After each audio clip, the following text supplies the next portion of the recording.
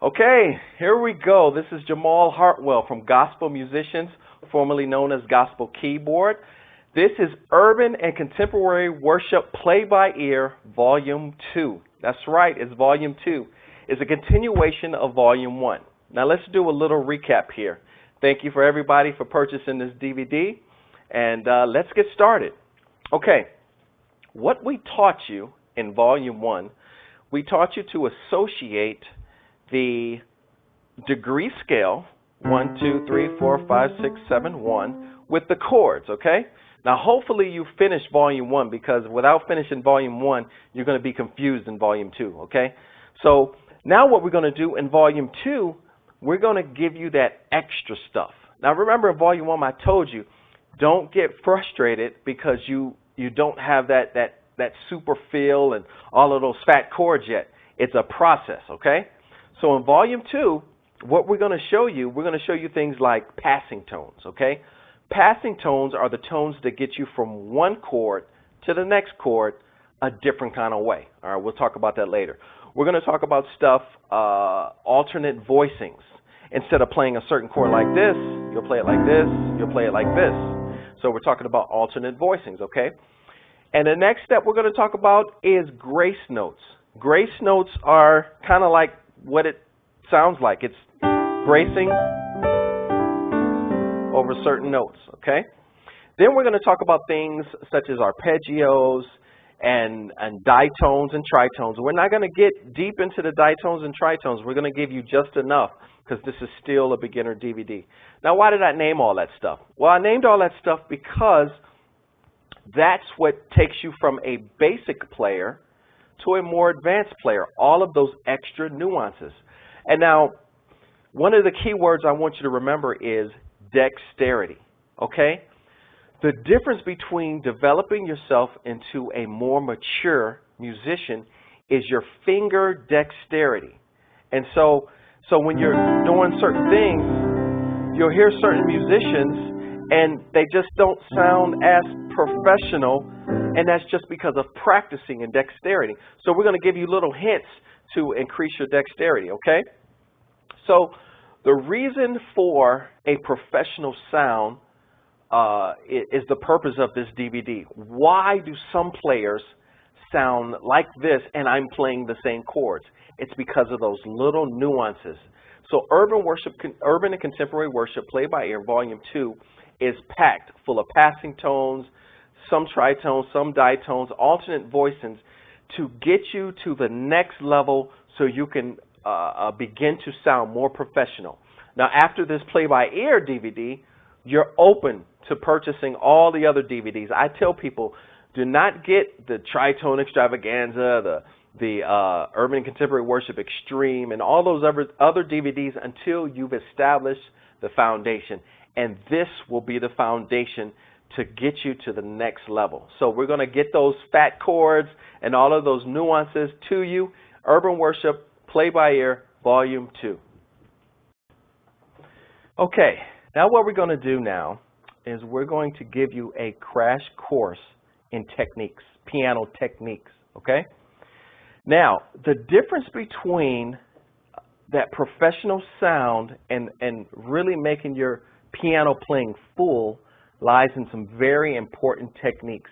Once again, we're talking about dexterity, okay? Dexterity is getting your fingers adjusted to all of this stuff, okay? Now, one of the first techniques that you need to start developing is called arpeggiation or arpeggios. What is an arpeggio? Okay, let's play the regular C chord. So an arpeggio, instead of playing,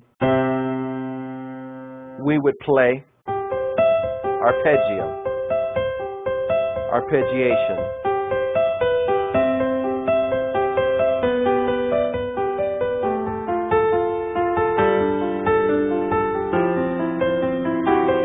So that's arpeggiation. Okay, now you will rarely hear a musician. Let's pick a progression. Let's do 1, 2, 3, 4. Okay. Now here's how a beginner would play the 1, 2, 3, 4 progression.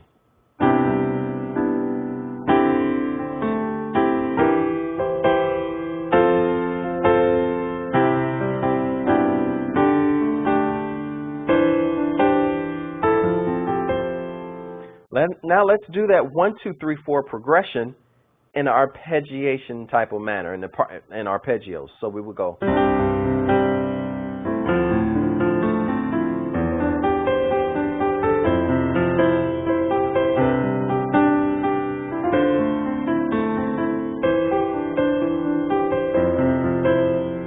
Okay, you will rarely find a professional musician without arpeggios, because arpeggios create a flow. It creates a feel. It creates movement. So watch this.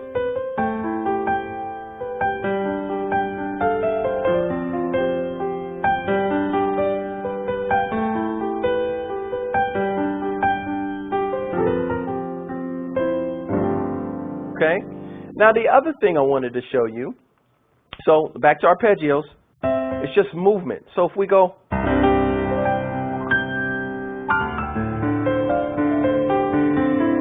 just moving along the notes of the chord.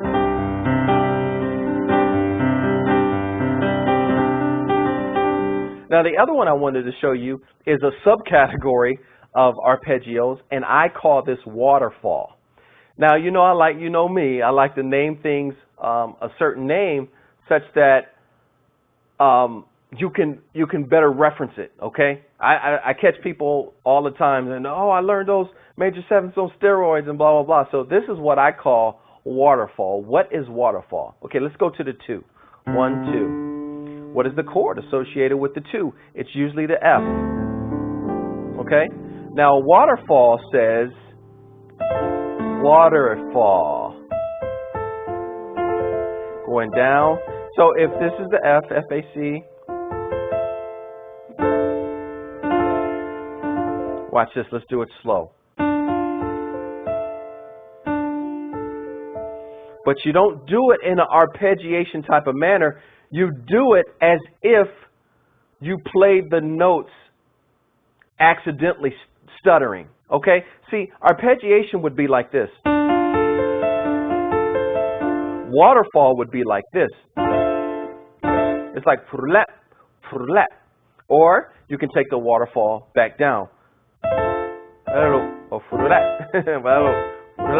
And those little things change your sound. Let me show you let's do a 2-6, and I'm going to do a 2-6 regular, and I'm going to do a 2-6 waterfall. Okay?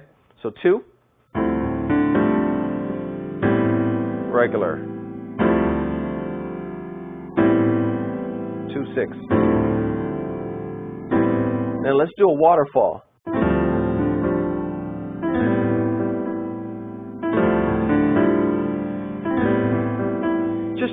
Just that simple waterfall changes the whole feel, okay?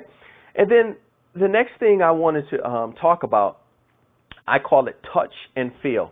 Now you hear me all the time using the word feel, feel, feel. What is feel? Feel is this universal word I keep throwing out. Feel is not what you play, it's how you play it.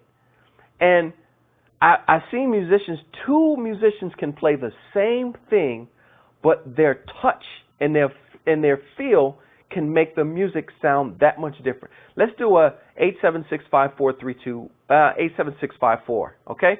We're going to do 87654, and I'm going to, on the first one, there's no touch, there's no feel. The second one is going to be touch and feel. Okay? Let's try this. 87654. Actually, that's too much feel. 87654. No touch, no feel.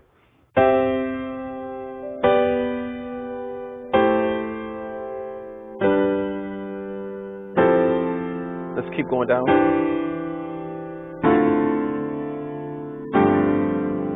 Now, here is that same thing with touch and feel combined with arpeggiation. Actually, no arpeggiation, just a different touch to it, okay?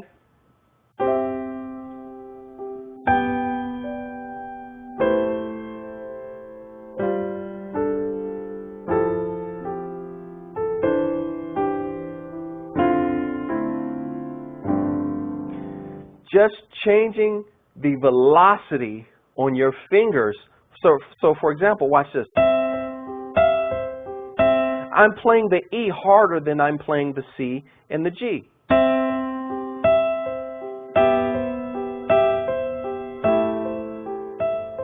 That's touch and feel. Let me show you.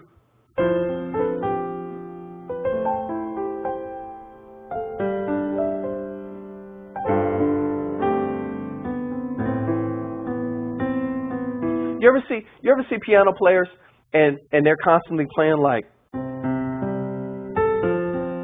that's touch and feel. They're not just doing that just to look good. There's a process behind the touch and the feel. Okay?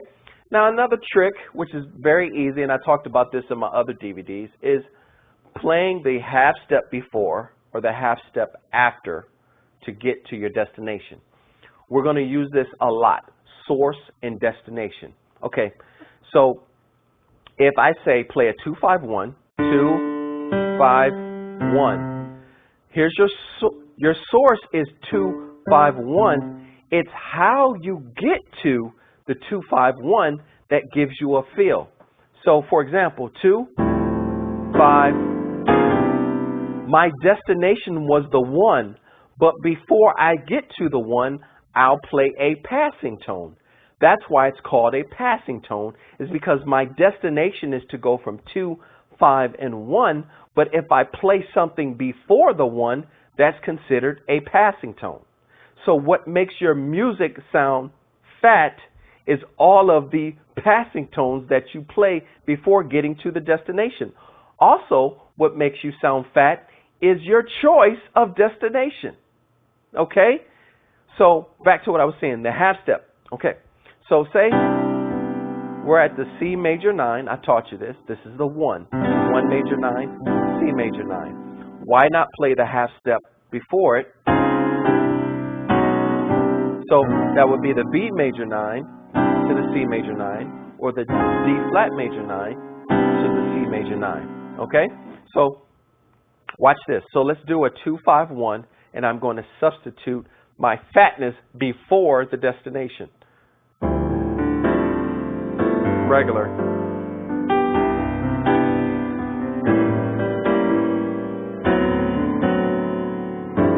Before the destination. And this time we're going to do the B.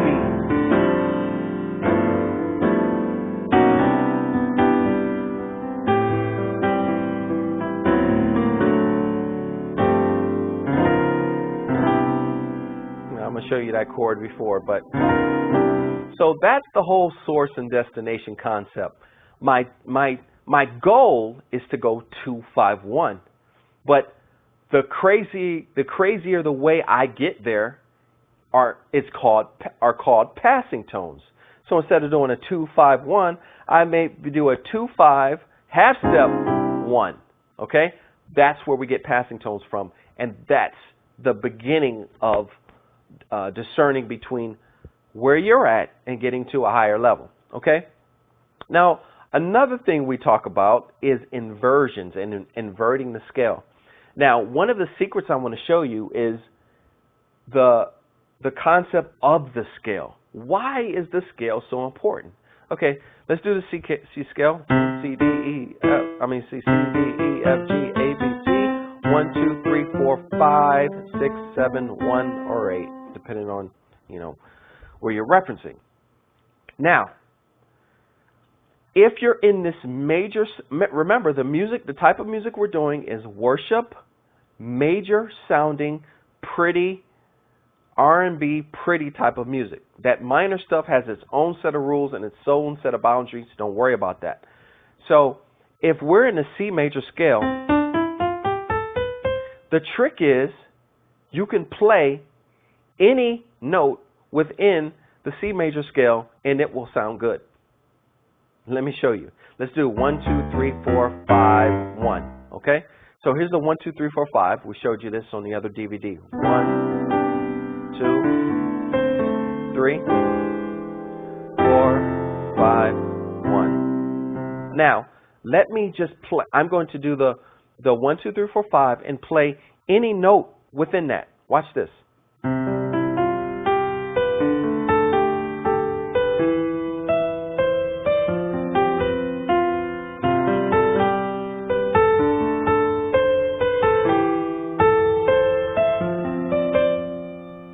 I'm playing any note within the C scale. All right, let's do C sharp.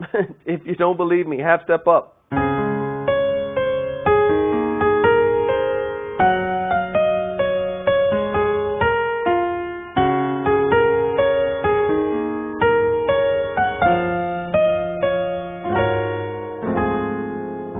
All right, back down to C. So what does that mean? That means your creativity is up to you. You can create melodies in your head along the scale to make you sound like you, okay? Or to mimic the melody that's in the song. So say you wanted to go boom, boom, boom, boom, boom. Say you wanted to do that, and let's do that in the 1, 2, 3, 4, 5.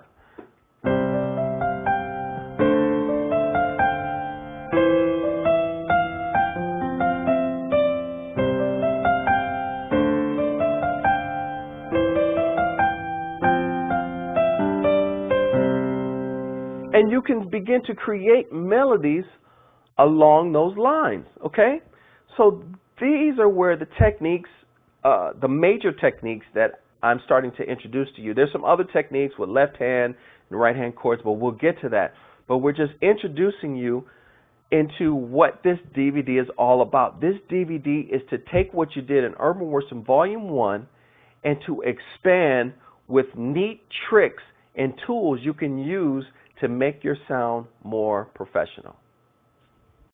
Okay, this next section is going to be called grace notes.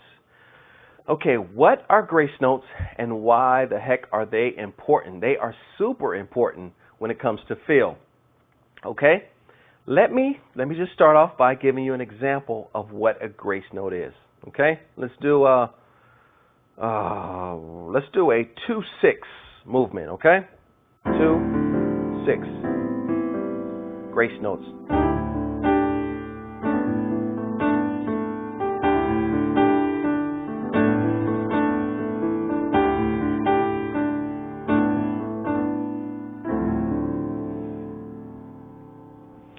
In the type of gospel music and R&B music or that genre of urban music, you will hear these grace notes all the time. Now let's get to it and expose the secrets of these grace notes, where they're at. Okay. The 2 sweet spots on the grace notes lies between the 1, 2, 3 and the 4 and the 6 and the 7. I'm sorry. The 2 and the 3 and the 6 and the 7. 1, 2, 3, 6 and 7. Okay? Now in between the 2 and the, let's go down here. In between the 2 and the 3, we have this E flat, which is considered the 1, 2, 3 flatted 3 or the sharp 2. Okay? Now in between that, we have this. So that's where sweet spot lies. Another sweet spot lies between the A and the B, or the 1, 2, 3, 4, 5, 6, and the 7, and sometimes you add that B flat, what makes that a 1, 2, 3, 4, 5, 6, 7, flatted 7, or a 1, 2, 3, 4, 5, 6, sharp 6. Okay? So these 2 sweet spots. And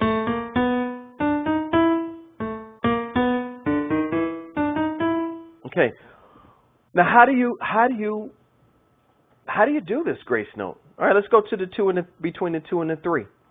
All right, fingers. Look at your fingers. Pull out this finger.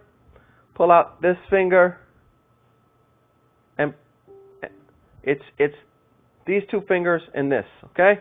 So I'm going to show you real slow.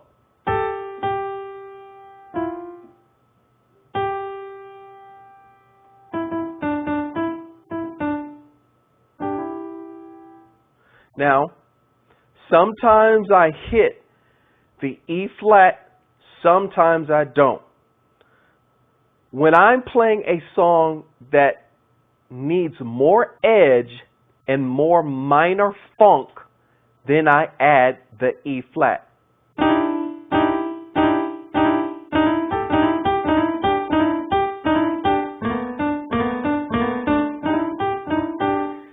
When I'm playing a more major sounding song, I eliminate the E flat and just play. Now let me do this slow because it's really, so you go. So you can play them all at the same. Look, it's slow. Boom.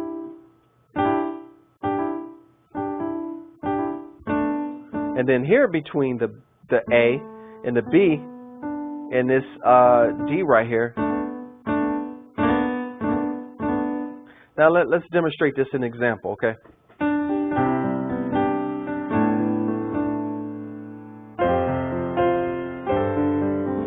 Now, you can also implement that further. See? So the F and the G, and then the C.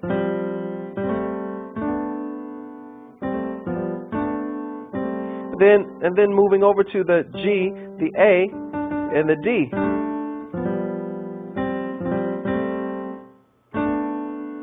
So let me play them slow. All right? C, D, F, D, C, G, then the A, B,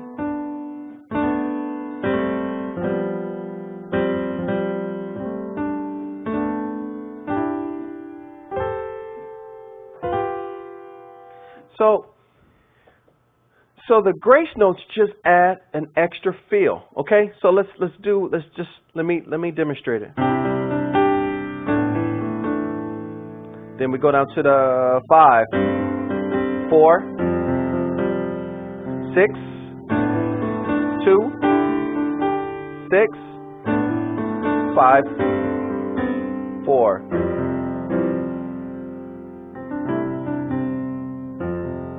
Now, the grace notes can sometimes be associated with particular chords that really go very well together. For example, the 1 and the 2 chord can be applicable to the 2-3, or we call it the 2-3 grace note. Okay? So let's play the 1.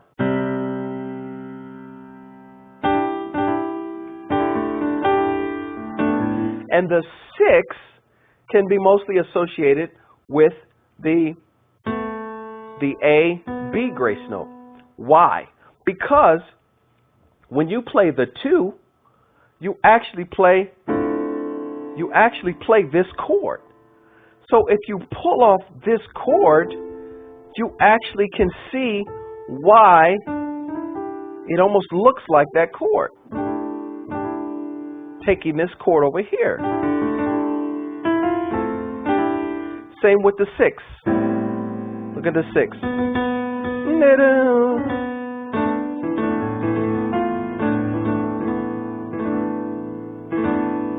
Now, another way I like to play this grace note is in like a run kind of way.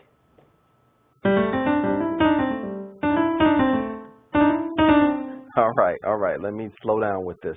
Now, for all of you who've taken classical lessons, this fingering is definitely incorrect. But this is how we do it in the gospel and the urban feel. So this goes from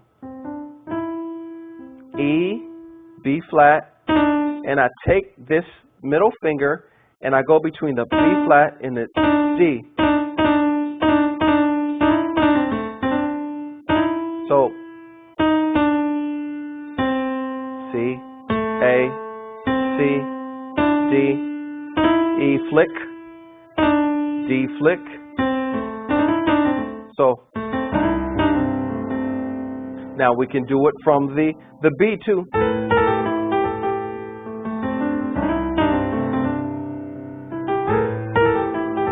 All right, let me do that slow for you.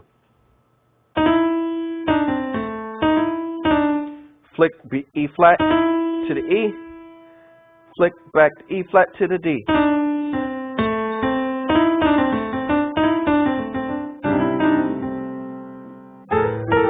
Now same with the And you can flick, now we can flick the A to the A flat to the G when you're playing the F chord. So let's do it. Let's do it. Let's play the 2, 6, 5,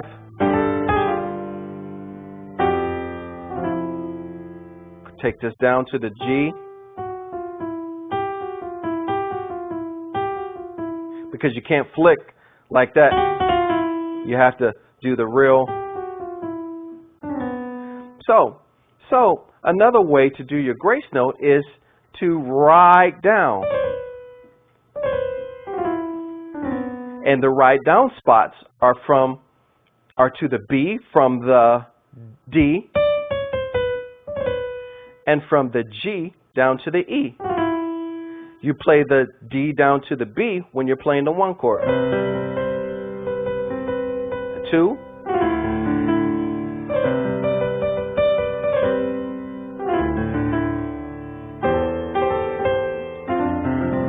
All right, let me play a few examples really slow so you can see my fingers and get it. And I'm going to call out the progression. We're at the 1 chord, so play the.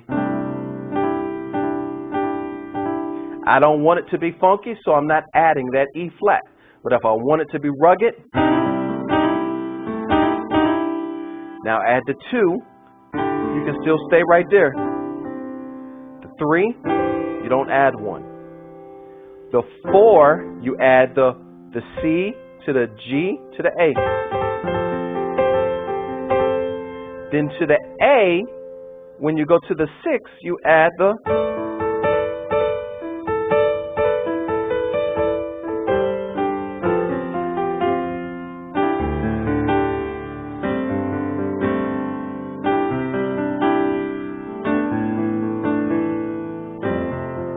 So the sweet spots, if you're playing the 2, is between this one right here. If you're on the 6, right here, and the 4, and the 4. And if you go to the 5, you can.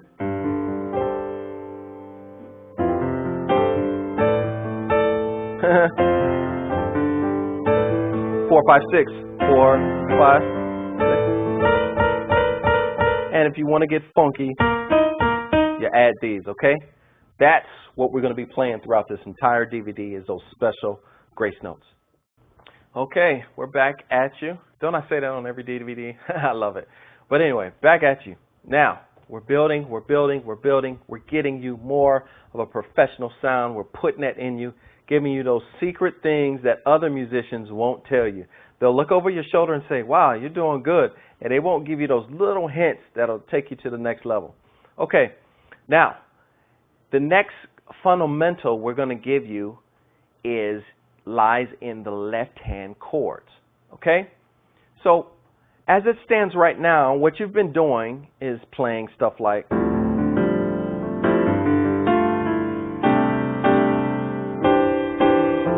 Where this left hand acts as your bass, which is fine. It's totally fine. But I think in this volume 2, it's time to introduce you into playing chords with your left hand. It's very important. Why is that important? Because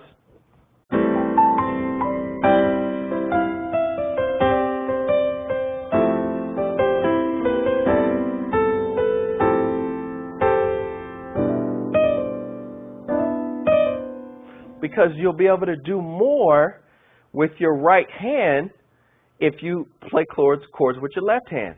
Now, it's not that you do it every time, but you switch between the two.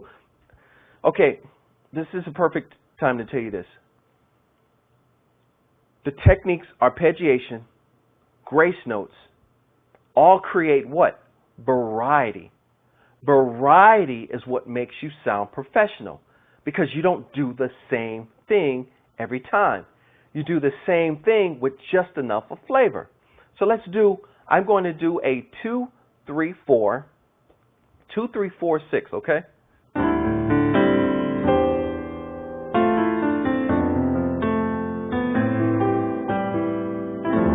So I did okay, let's do it. Waterfall.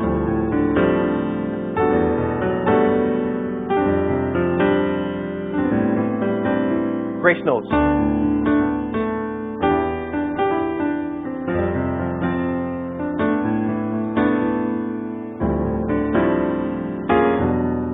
That's the half step.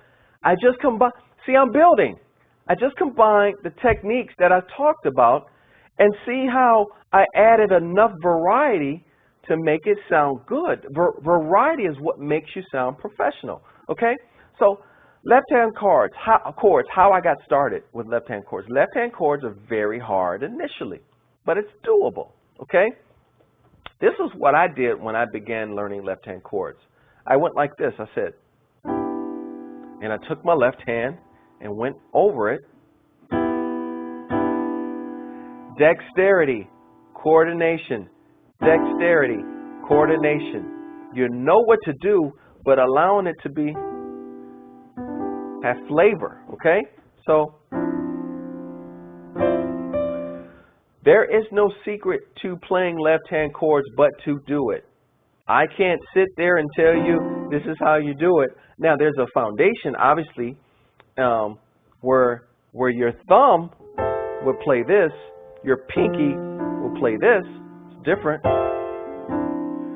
But the only way to play your left-hand chords is to get to it and do it, man.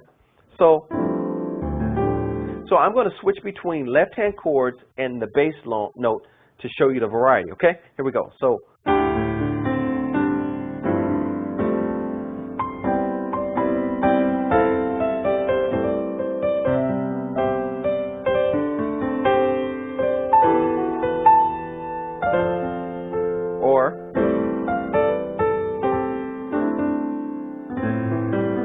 like that. So what gives you these chords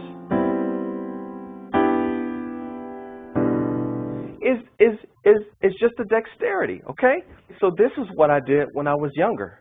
I just simply put the chords here and just went over here, and after so many years,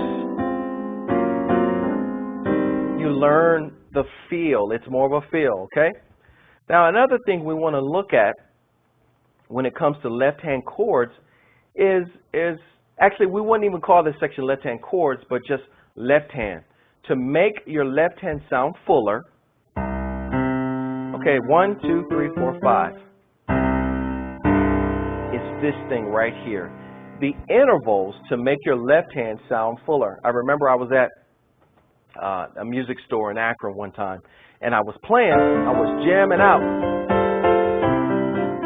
and this guy came, he said, man, if you just make your left hand a little fuller, man, your chords will sound so much better. So he showed me this technique, and I've used it on everything, and mostly, you know, professional musicians use this. It's this stretch here. So let's talk about it. So say we're at C. Let's count over whole steps. 1, 2, 3, 4. 1, 2, 3, 4.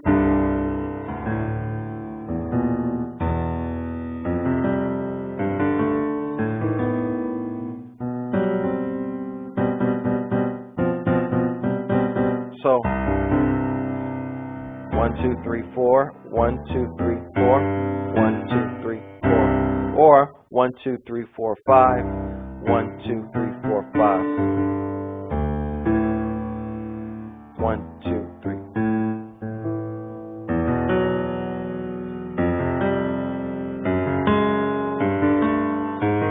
So on and so forth. So let's play a C chord. Now let's play it with the fullness. Now sometimes in my left hand, I like to take, instead of going 1, 2, 3, 4. 1, 2, 3, 4. I like to go an extra 5, which makes a, so 1, 2, 3, 4, 5, 6, 7, 8, 9, 10.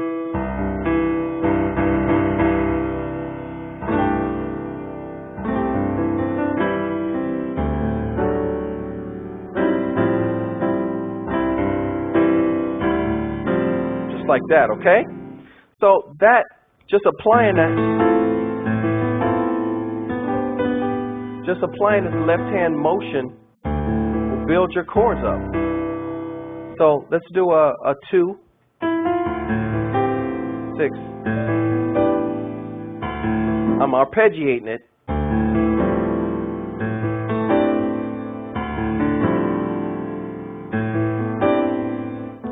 What did I do right there? We'll get to that, okay? So your left hand chords and the left hand stretch. I know it's a stretch for you. The trick to getting that stretch is almost cuffing underneath the keyboard. So when you get on top of the keyboard like this, it really creates a strain here. So if you kind of cuff underneath, see, when you do this, you lose some stuff. But when you cuff underneath, catch it. So those are the left-hand tricks that we're talking about here. And those simple things will make your playing sound much fuller. And you can combine the different tricks. You don't have to do it every single time. You can go, or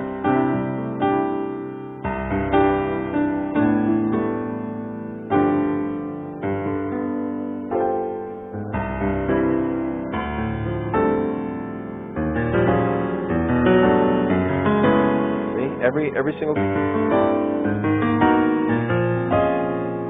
key.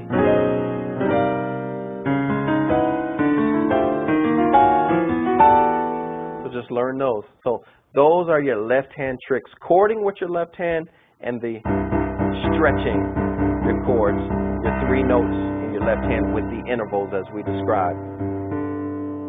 Okay? Okay, now we're coming back at you.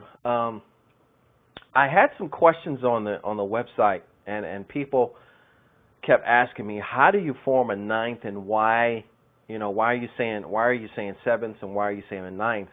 So I wanted to give you like just a little tutorial on the magic 7ths and magic ninths and why they work. Okay, in the urban type of music that we do, 7ths and ninths are preeminent. Major 7ths, major ninths, minor 7ths, minor ninths. Let's show you where this all comes from, okay? So, back to the scale degree. C, D, E, F, G, A, B, C. 1, 2, 3, 4, 5, 6, 7, 1. Okay, if we continue counting after 8, the reason that, remember I used to say 1, 2, 3, 4, 5, 6, 7, 8, or 1? Well, if we continue counting past 8, let's see what happens. 1, 2, 3, 4, 5, 6, 7, 8, 9. Okay? So when I say 9, let's play the C scale. C, E, G. Let's add the 7. 1, 2, 3, 4, 5, 6, 7. Let's add the 9. 1, 2, 3, 4, 5, 6, 7, 8, 9. Now, here's all this stuff with the 7,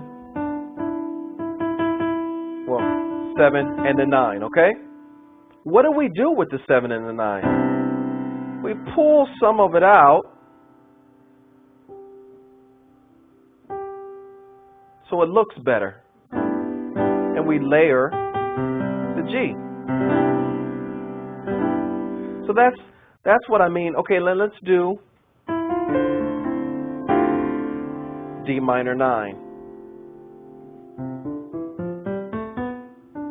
That's the 9. 7. 1, 2, 3.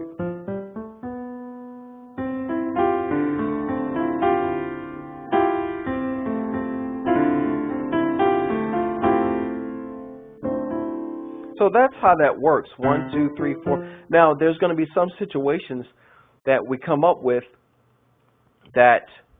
Okay, let's start talking about this just to get it out the way. 1, 2, 3, 4, 5.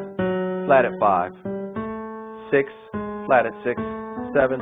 Flat at 7. But if you go in the opposite way, 1, 2, 3, 4, 5. That would be a sharp 5. Or sharp 6. Or 1, 2, 3, 4, 5. That'd be like a sharp 5. So that's why when people talk about C major sharp 5, they would say C major, sharp 5. 1, 2, 3, 4, 5, sharp. Stuff like that, okay? So that's where the magic 7ths and 9ths come from. In the type of music we do, we always want to use the 9th and the 7th to add the flavor, okay? So if we played C regular, and then C with the 7 and the 9,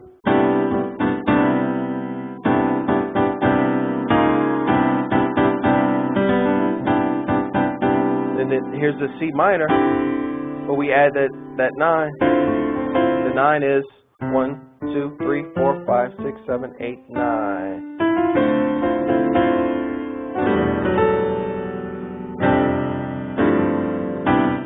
That's what we mean by adding the 7th and the 9th to the equation.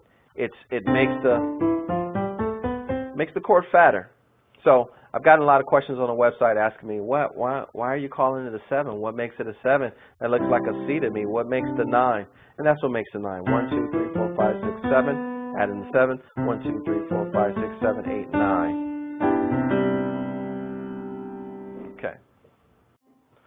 Okay, now what I want to show you is the classic walk, okay? We call this the classic walk because you hear it all the time, and it's something that you need to add to your vocabulary. Back to the concept of dexterity and vocabulary. The more you increase your vocabulary, the more you can pull from your bag of tricks, okay? If I just gave you a DVD with tons of fat tricks and tons of fat licks, you wouldn't know how to apply them because you wouldn't know the number system. You wouldn't know why I did what I did. So this new bag of tricks is called the walk up. And let me show you an example of that, the classic walk, okay? So we go.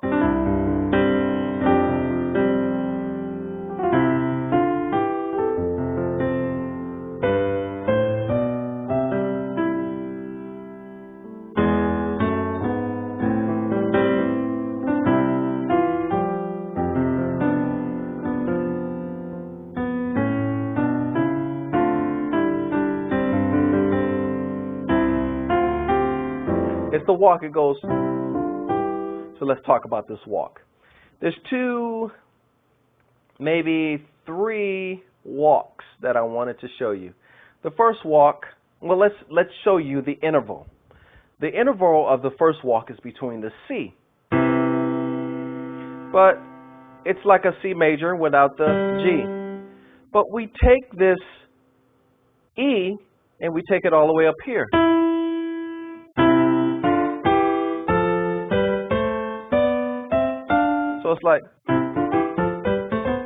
It's like that. So we go. So the walk takes you from, so it takes you to the 4. So when you land on the 4, you play the chord associated with the 4. So here we go. So let's go.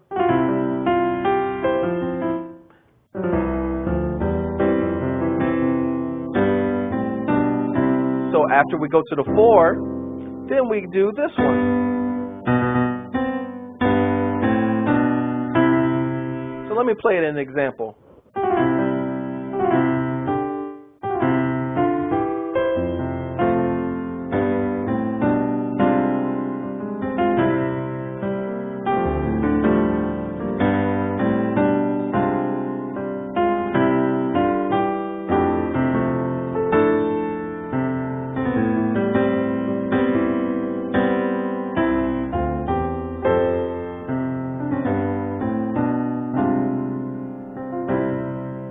Okay, so that's how you apply the walk with the chords. And notice the grace notes when I slide down.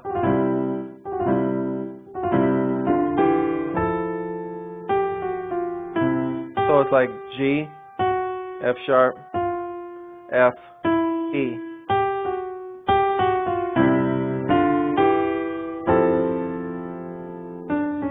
Then you can do it here with the D, C sharp, or D flat, C, D flat, T, B. So we keep our fingers like this, Let me show you at an angle. You go bloom, bloom.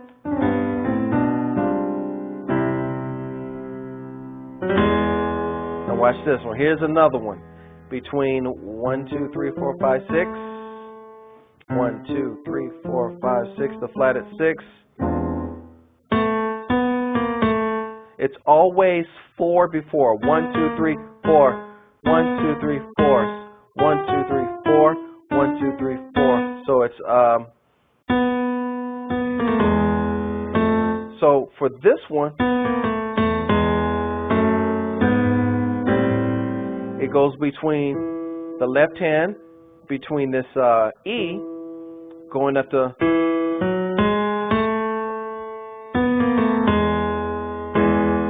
right here.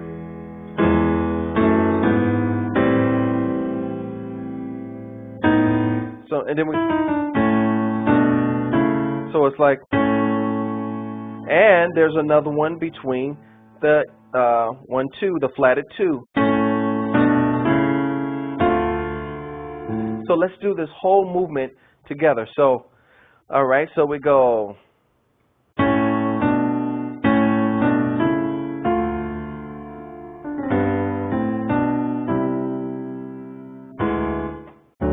And then we go. So we go. So this one right here. Back to this one.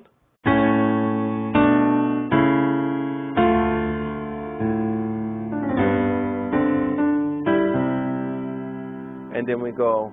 And then we go.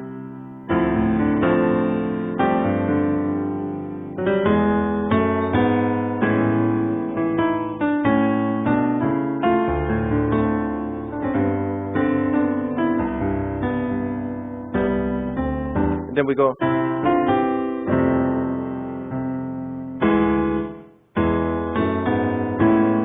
So here's the whole movement.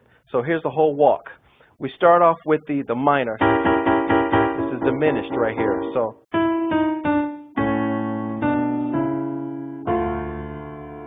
then we go. So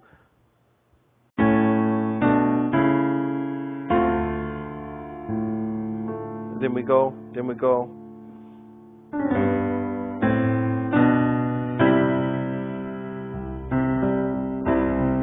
Then we go.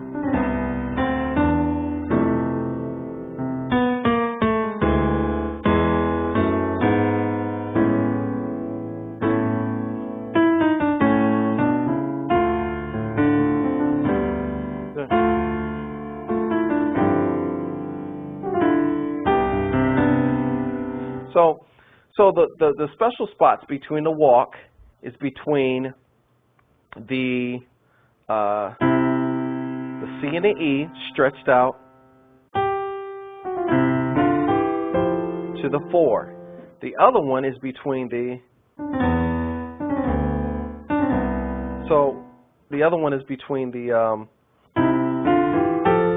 and then right here between the G and the B. Then we go between the D flat that ends on the 2, and then the other one goes between the A flat or the flat at 6. 1, 2, 3, 4, 5. I'm sorry, the flat at 5. 1, 2, 3, 4, 5. 6. Yeah, I was right. Flat at 6.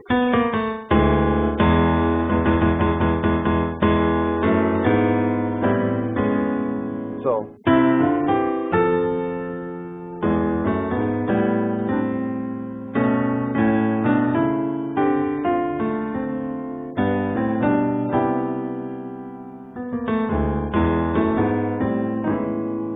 We can play the major right there. So when you're playing a song,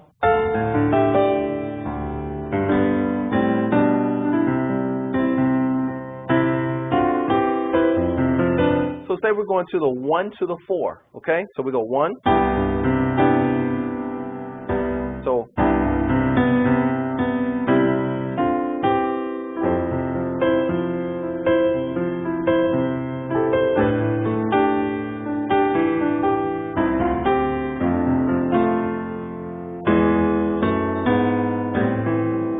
takes you to the 6. This one takes you to the 6. This one takes you to the 2. Like that, okay? One more time to get it over, to make sure we got it. This is taking the 1 up to the 4. 1, 2, 3, 4. And then we take the 5 to the 1. 5, 6, 7, 1. Then here's the special one. Flatted 6. This one, this takes you to the 6. So say you want to get to the 6. You want to go like that. Now another one gets you to the 2.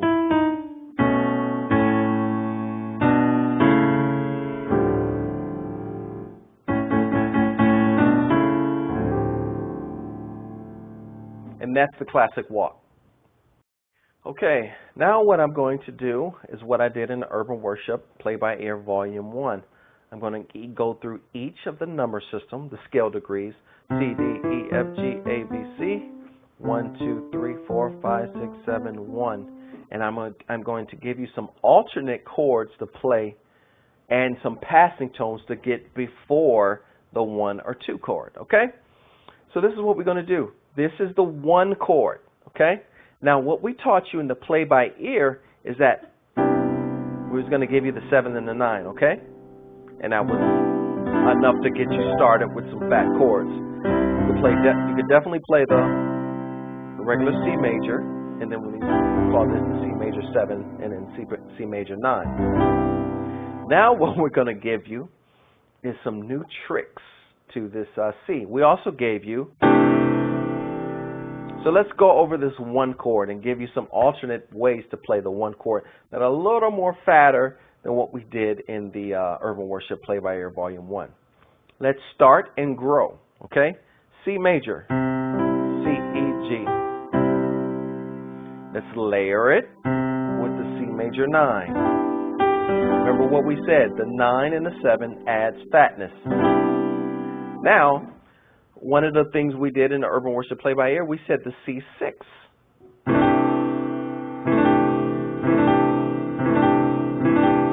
Or we could stretch it like we showed you.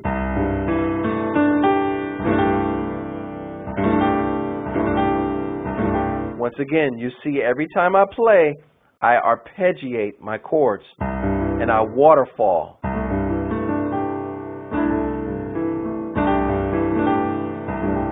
Okay, let's go back to this 1. Now let's add some fatness. One of the fat ways to play the 1 chord is the suspended chord that goes like this.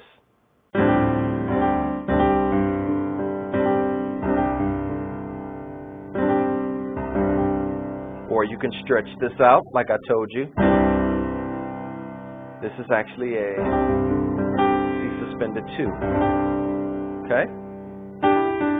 Remember the grace notes? Now the beauty behind this chord is it lies between this C and this D, where you have to grace note it or arpeggiate it such that you go plink, plink, plink, flick.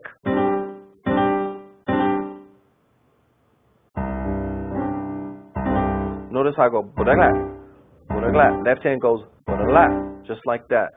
You can go waterfall it this way, or you can waterfall it that way. So let's use that. So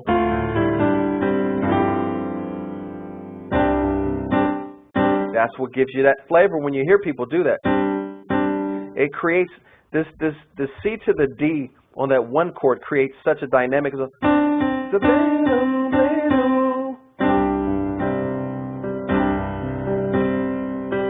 Or look at my thumb here. We're taking the C, G to the C.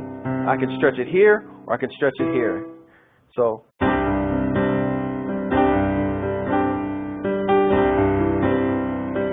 you can go.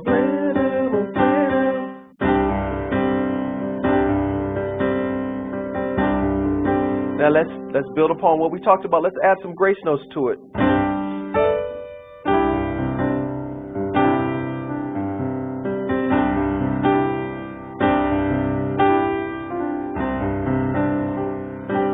Here's the grace notes we added on there, okay? And don't forget the other ways you chose to play the one chord.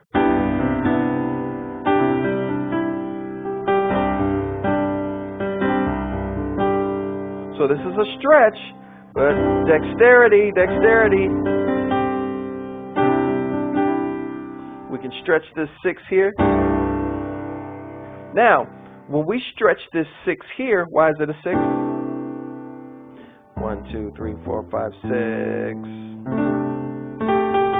makes the 6. Now we take this and we could stretch it. We can also add this E, okay? So we go, but it changes it up enough to change the nature of that one chord. So you don't play it all the time, just spot hit it.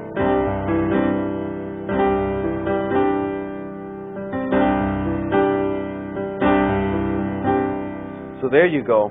That's that, so it goes, always flick this C to the D, okay? So we learned the major 9, the major 7, 9, the 6, stretched, and now we're stretching. So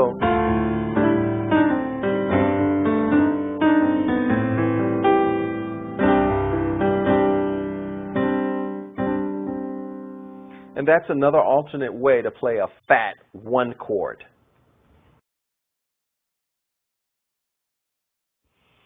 Okay, now let's start getting into these things that we call passing tones. Once again, what is a passing tone? It's a source, destination. It's the fatness that interrupts the destination. What do I mean? If you go into a 2-5-1, 2-5-1, and I say 2-5, before I get to the 1, I'm going to play something like that. Or substitution. Instead of playing the normal 2-5-1, I might play a 2-5-1. Okay? Now, a lot of these chords I'm going to show you are very jazzy, and they are applicable to the urban type of music. So, the title of this section is Before the One Chord. So, whereas in urban worship play by ear, we told you what the one chord was, now I'm going to give you a tool to play before you get to the one chord. Okay? Let's do this. All right, so we got the one chord, right? And usually the one chord either starts or ends the song, okay? And if you're starting the song, you just start off on the regular 1. But if you're ending a song, you usually go 2-5-1, okay? So now let me show you a 2-5-1 ending, okay? So here's a regular 2-5-1. Now let me give you a substitution for that 5 that gets back to the 1. Why did I say before the one chord? Because even if you're not playing the 5, you still can play this before the one chord. So let me show you 4, 3, 2, 1, or, okay? So, well, for this example, we're just going to do a 2-5-1. But you can play this before the one chord, not even if you're not going to the 5. It's right before you play the one chord, okay? So one of the examples is the F diminished chord, okay? So we'll go. Now, diminished chord is unique here. These are diminished chords. So we go 1, 2, 3, 2, 3, 1, 2, 3. You go up 3 half steps or a step and a half, a whole half, whole half, a whole half. So this diminished chord, along with this, if you go to the 5, can substitute the one chord. So if you're going,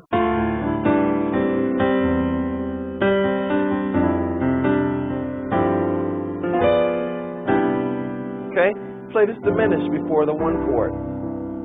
Now another fat substitution before the one chord is this thing right here. This is like a, what does the screen tell us? It's like a E flat 13 over an F. Or this is that 13 or 9. 9s and 13s are like relatives of each other. So let's play that. Now before we get to that, let's show you that 13 or that 9.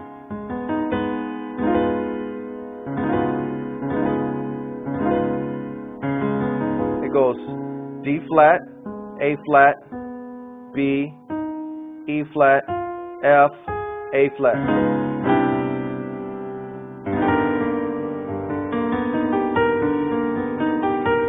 This is some craziness here.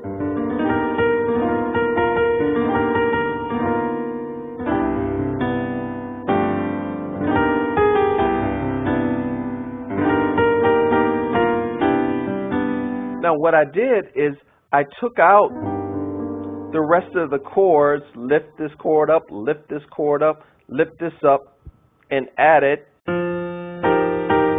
make it sound less full. So before the one chord,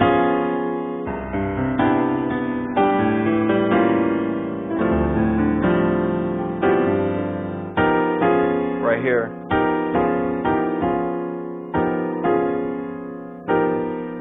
E flat, D flat. Now this is introducing you into the tritone, okay? Now the tritone concept says in gospel music, if I can take a chord and pull out a tritone, which is between the B and the F, tritone meaning 3, 1, 2, 3, 1, 2, 3 whole notes, then I can make the sound fat. But we'll get to tritones later. So we're going to 2, 5, 1, diminished, or we go, or. So those are a couple of chords that you would play to substitute going before the one chord, okay? Now, what we're going to do in the sheet, because we don't have all the time in the world to go over every single substitution, we're going to give you even more substitutions. But these are my personal favorites. So we'll go.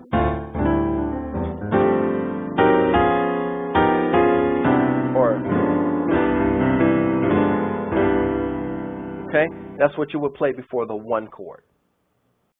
Okay, now what we're going to do is just like we did with the Herbert Washington Play by Ear Volume 1, we're going to show you the fundamentals of the 2 chord. Once again, we're going to go over this again. C, D, E, F, G, A, B, C, 1, 2. Okay? Now, the 2 chord, we usually did something like this. Okay? I'm going to show you a little jazzy way to rock that 2 chord, okay? All right, so 2 chord is a D minor 9, okay? And if we look at the left hand and right hand, we have this D in our left hand. The right hand we have this F. Now what I like to do with that 2 chord is go like that. Now this is all this junk here, okay? Let's go over this. We got. So all right, before we get to the pedaling, let's go here. I got the E, F, F and G with my thumb, A, C, E, okay? Now another way I would play the 2 chord is this. I would stretch it out. I would play the F and G with my thumb, C, E, G. So now what I like to do is fling, fling, fling, as we call it. I'll fling the D between the E. So go, and I'm waterfalling. I'm waterfalling these chords and flinging. Now what pedaling says is hold down the 2 and fling.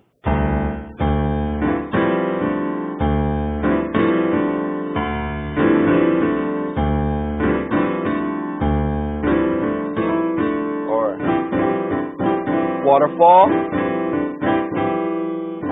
Now that's what I like to do with the 2. So we got the 1. So 1. Now another thing I can do with that 2 is to stretch the F and the G, the A, and then I stretch this pinky all the way to the G so I have more leverage to go. Okay? So that's the fat way to do that 2. So what if we're doing 2-6?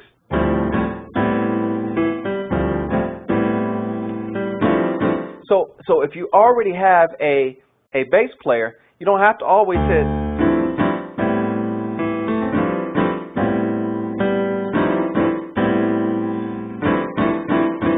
So what I'm doing is fling, fling, fling, fling, fling, fling. Or it's almost like an 11th. Now notice right here, I said D, A, D, and E, and I played the D and the E with my left hand. But remember the rule I told you in the beginning, you're in the key of C. So you have at your disposal everything in the key of C major. So look how fat this is. Look at this.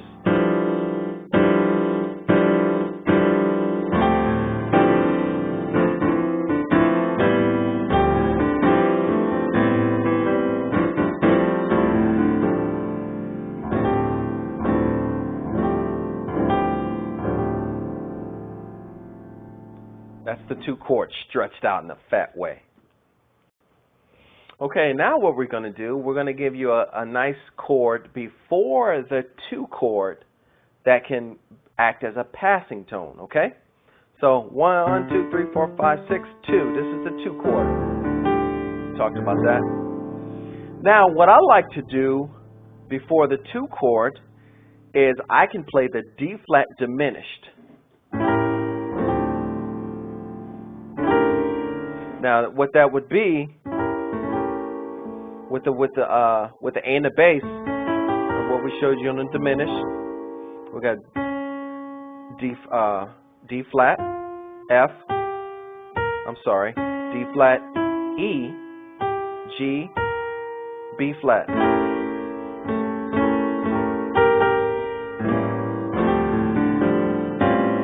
Now, another way, it's the same chord.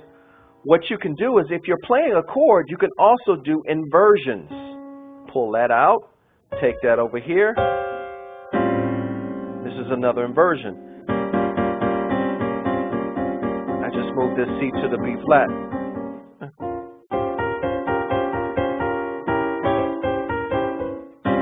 So this would be a in the bass, and then we'll go G, C, D flat, F.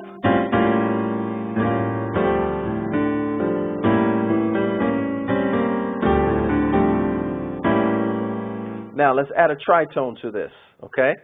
So what do we say?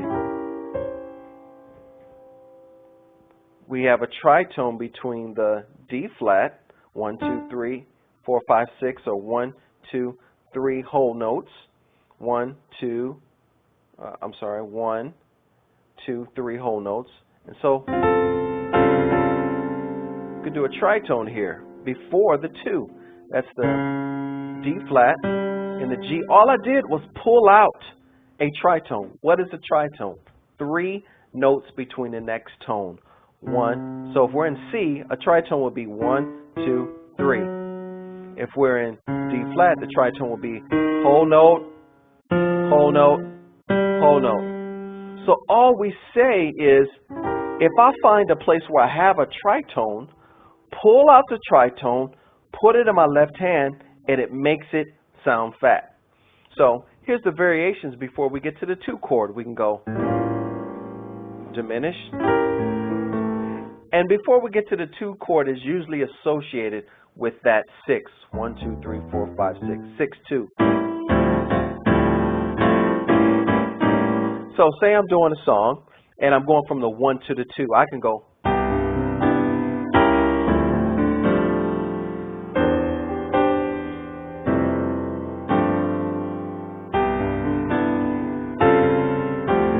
So it's like, see? Or.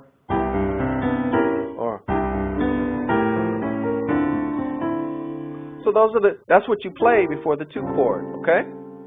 Now, one more thing that we can play before the 2 chord is called, this chord right here before the 2 chord. This is a ditone in the left hand. 1,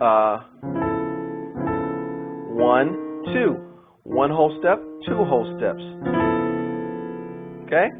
So here's the different variations we can play before the 2 chord. The diminished, 7/9, and then what I like to do is give it transpose or invert the 7/9, or we can play the tritone that came from the diminished, or we can play this what we call ditones. It's a left hand is a ditone. The right hand is just nothing more than a suspended. And I give you all the note names on the DVD and on the sheets. So if we're going 1, 2, 3, let's do it.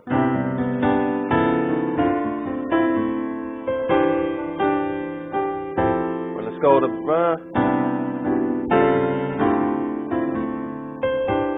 Let's do the diminished.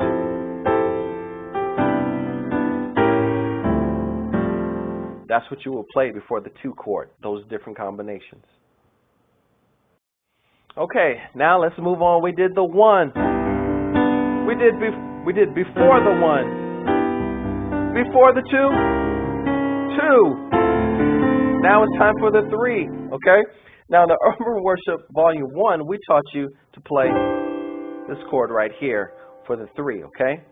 Now let's do something a little more jazzy. It's a little more unconventional, all right? What we would do on the 3 chord is,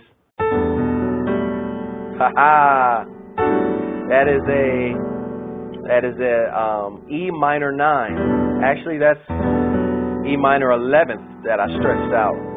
So let's show you the different combinations of that. Okay, now what makes this unique is this F sharp is not in the C scale, but somehow it fits.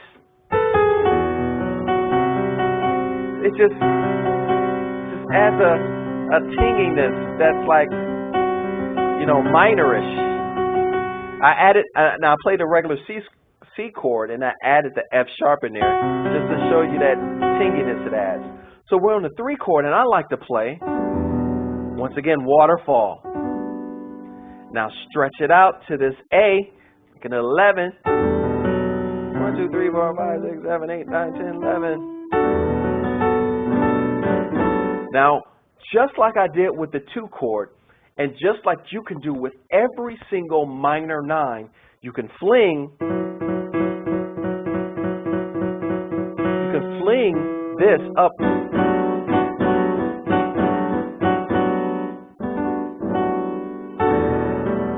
So let's call it out. E, B, F sharp. With your thumb, you're going to play the G and the A. Then you're going to play the B, you can play the D, you play the F sharp or your G flat, and play the A. Any opportunity you find to play notes close to each other usually adds to fatness. Look. Now notice when I'm playing them minor 9s, you have to waterfall it.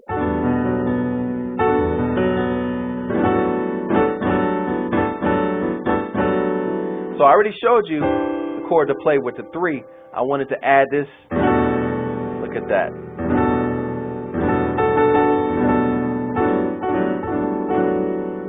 waterfall. And that's what you would play on the 3. You can't do before the 3 chord because there is no E sharp necessarily in this contents, okay? There is an E sharp if you're looking at a particular scale, but we go on the F, so I can't give you a chord before that, okay? So let's do the 1, 2, 3, 4, showing our new 3. 1, 2, 3. Wait, sorry. 1, 2, 3. Ha ha ha. 4. 1, 2, 3. Now something else I forgot before the 2 chord that I want to give you real quick. I'll show you that in the 6, but I want to, since we're hitting the 2 chord, I'll do it right now. When you're hitting this minor 9 on the 2, do an arpeggio, between this 3, 4, 3, 4. So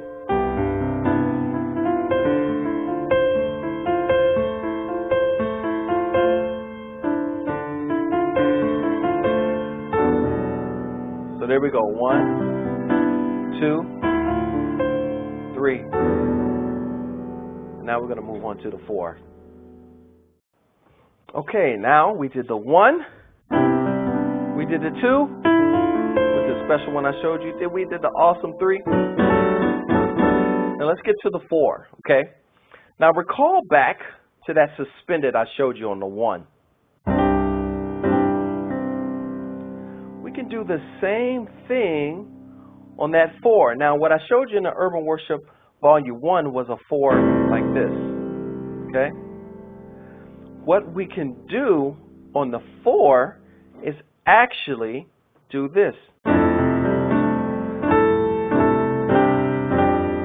We can actually almost do the, okay, when we did this on the 1, we can actually keep the same chord to the 4. Watch this. I'm just going to switch back and forth between basses, and you can see how the same chord will fit. 1, 4.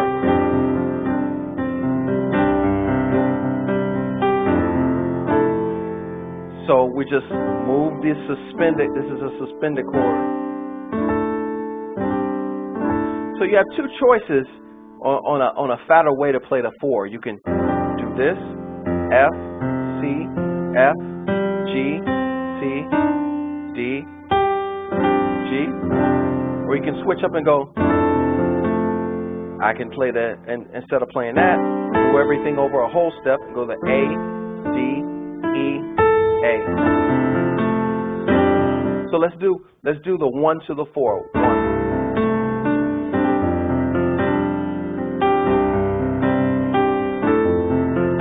Or if you want a different feel, you keep it the same. Notice, whenever I play this stretch suspended, always do that.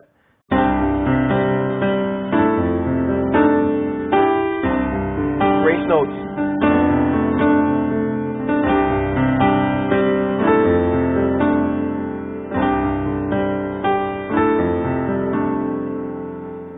Now let's show you a little more progression. Let's go to the 5, 1, 4. Okay, 1, 2, 3, 4, 5, 1, 4. Okay.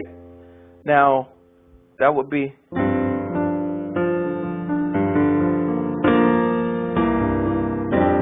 I'll show you that.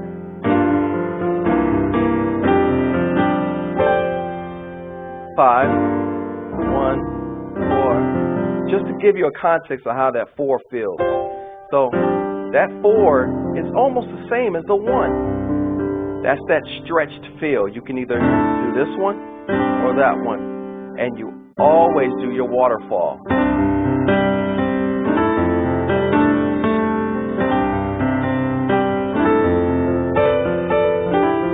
Remember them grace notes?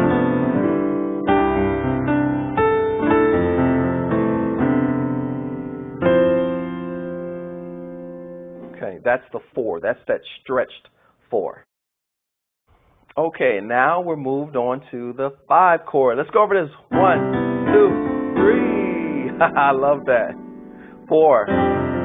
Now we're 5.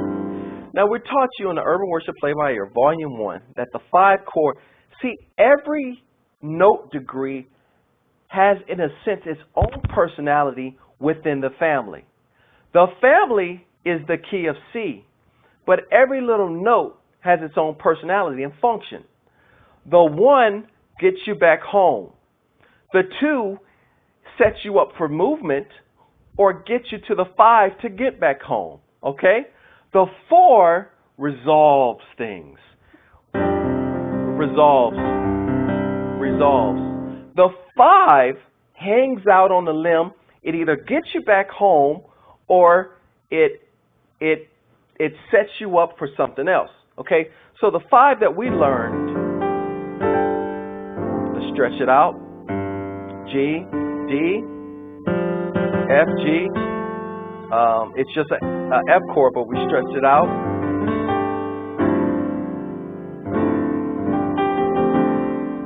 Okay. Now, if we're getting back to the 1 chord, I already taught you what to do before the 1 chord. I wanted to give you a little jazzy way to play this 5. Okay, the 2 ways we taught you in the Urban Worship Volume 1, Play by Ear Volume 1, is you can play this, or you can go. Now, when you play this, sometimes you want to get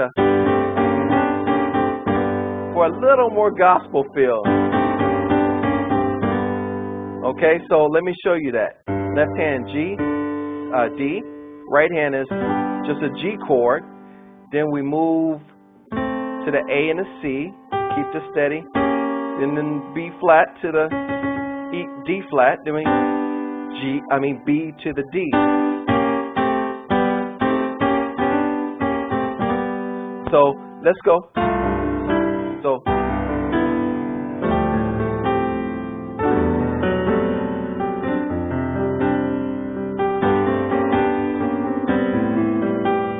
Okay, so the G chord, the 5 chord, which is represented in the G, C, D, E, F, G, 1, 2, 3, 4, 5. There's not that many variations to play on that because it almost stands alone by itself, kind of like the C. It's a very specific transition. So your only options is really or. Now, I showed you the ones when we're getting back to the 1 that can go or. So when I showed you the chord before the 1, that's if we're going to the 5 and getting back to the 1, so you can use those same chords. Okay? So I just wanted to kind of show you this in that 5. Okay? Now we're moving on to the 6. Okay, now this is a very special chapter here because we're talking about the 6. The 6 chord adds a very special minor tone, and there's a lot of special things you can do with the 6. So let's go here. 1, 2, 3, 4, 5, 6, C, D, E, F, G, A. So we taught you that you're on the 6th, and you play the A minor 9. Okay? Now, one thing that if you're playing a slow song, worship, R&B, urban kind of song, we're dealing with gospel here because obviously I'm a Christian, so that's what we're mostly focusing to. But I've noticed that a lot of R&B people are actually buying this DVD as well to start doing tracks. So one thing about that 6, okay, let's go back to our grace notes. When you're playing that 6, you got to play that grace note between the A and the B.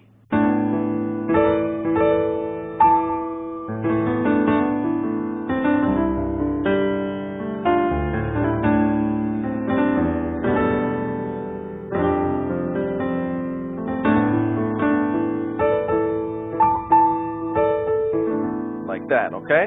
It's another thing that is a standard. You always play that with your 6, okay? Now, another thing I like to do with the 6 is I like to move between. So So if you look at it from left to right, I'm moving, so like this. So I'm kind of moving between the C and the G, okay? So watch this. Let's go 2-6, and I'm going to move between the C and the G, 2. Not yet. There we go. Here's how we do it. Notice when I hit the B, that's when I start my triggered arpeggio with my A.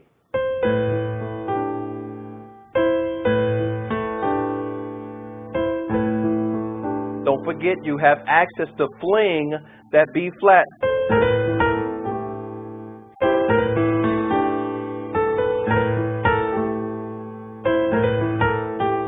Okay? 2, 6, grace, 2, walked, 2, 6.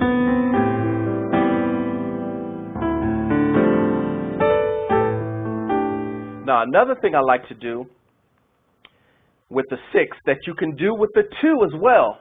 6 and 2s are friends. It's like they're in the same family, but 6 and 2 kind of hang out a little more, okay?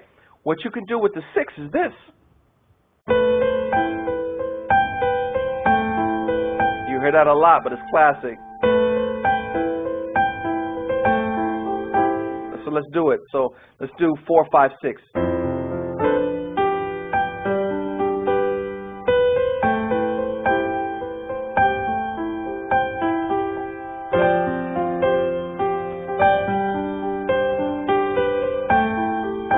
So I showed you the 4, right? I showed you that 4. 4, 5. If you want to do the gospel way, 6.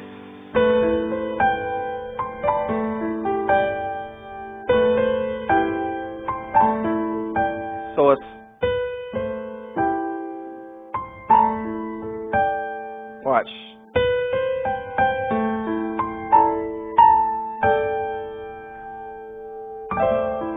Now another way to play that 6, we're still doing the minor 9, but we just kind of take it in another position. So let's do, now remember, the 2 you can do the same way.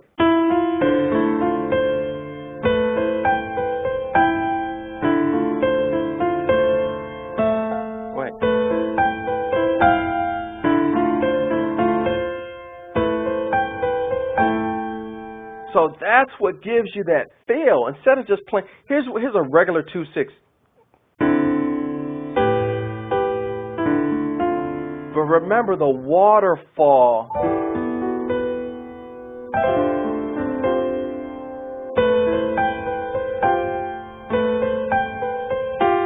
I added, why did I add that? Because the ruler says I'm in the key of C, and I can just add that. Because it's in the scale of C.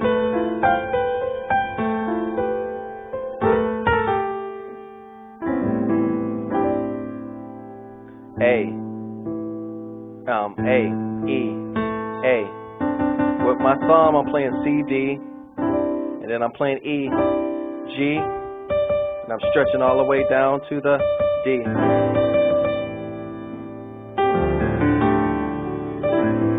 Waterfall. Arpeggio.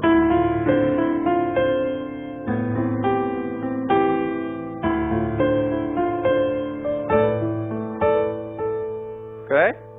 That's what's so special about that 6. Okay, there's not too many options here with this 7 chord, okay?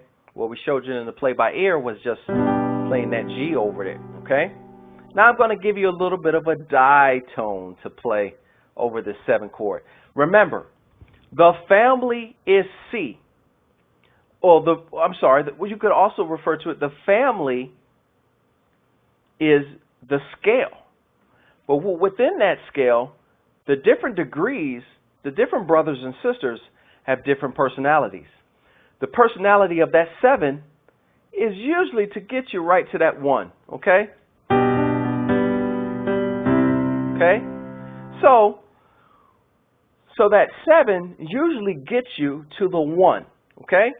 So when we play this G, so let's do 1, 2, 3, 4, 5, 6, 7, and see the personality. Hear the personality of that 7. 1, 2, our special 3, 4, 5, 6. So you can tell it wants to get you back to the 1, okay? So there's a special chord that we can play with this 7 chord. And it looks like this. That's it. Raunchy stuff. Okay? Now what that is that ditone again. Di meaning 2 whole steps. 1 whole step, 2 whole steps. Coupled with the suspended. So we can go. So if we go. So if we go.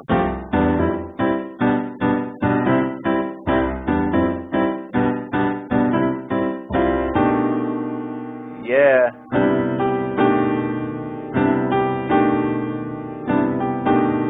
Now this is a good place to show you the power of this ditone. You can play this ditone combination before any one of the scale degrees. Okay? What if I wanted to play that before the 6? Other places sound better, but you could play it before the 2.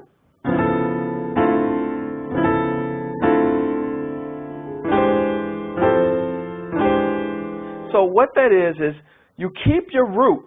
If your root is 1 and you're trying to get to the 2, you do a half step before and then you get to the 2.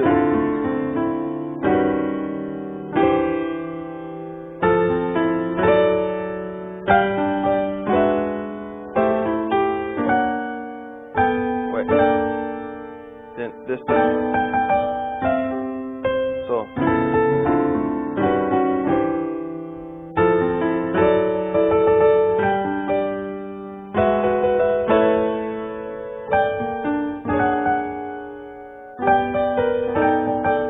So you can play it before each of the notes, okay?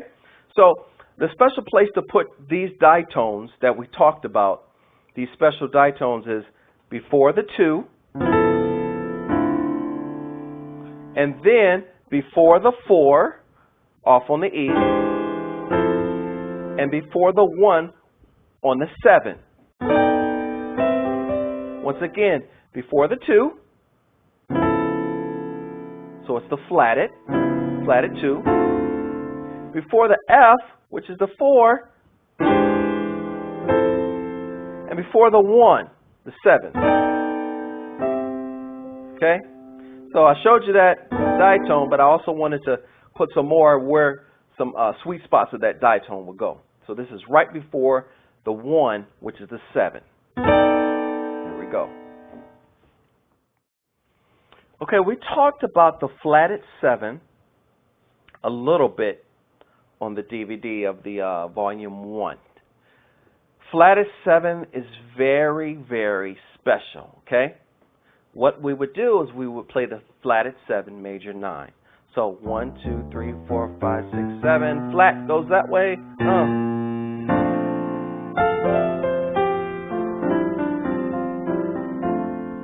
The flatted 7 can replace the 2 or the 5.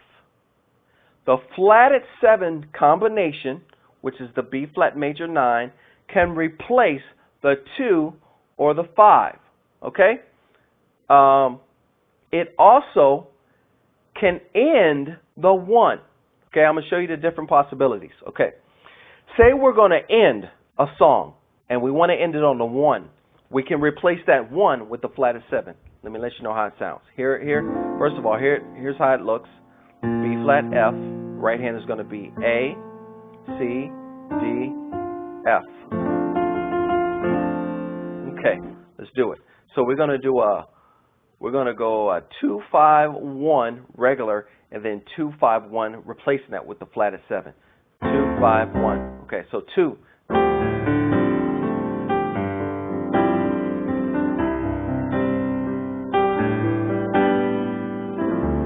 We're ending the song. Now instead of ending on the 1, we go. It sits out in the air. And you can do a grace note on that flatted 7 between the G and the A.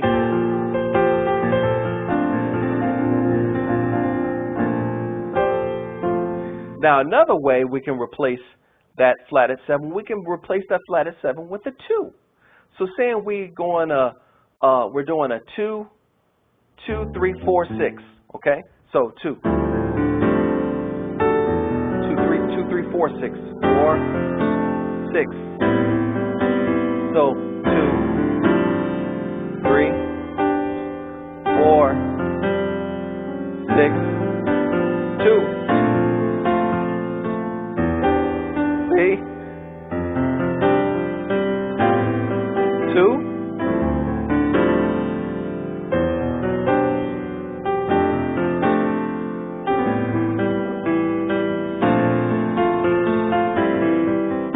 We replaced the 2 with the flatted 7, okay? Now, what we can do also is replace the 5 with the flatted 7, okay? So, we would go 2, 5, 1, 6.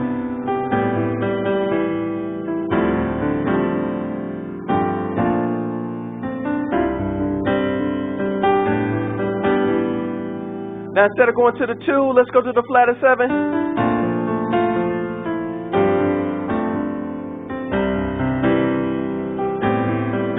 2. Go to the 5 up, replace it. Flatted 7. Now, a chord before the flatted 7 is that ditone I showed you about. Now, in the other cases where I went the other way, a half step down, up, I'm going to go from B to the flatted 7. So we're going to replace the 2. So we're going to go 2, 3, 4, 6. I'm going to replace the 2 and do a passing tone to get to the flatted 7. So 2, 3, 4, 6.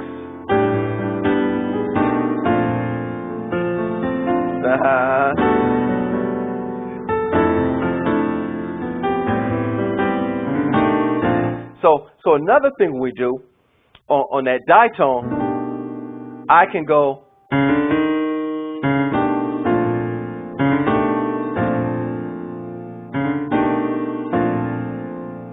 so the flatted 7. If you're ending a song, you can leave it suspended in the air for high worship with the flatted 7.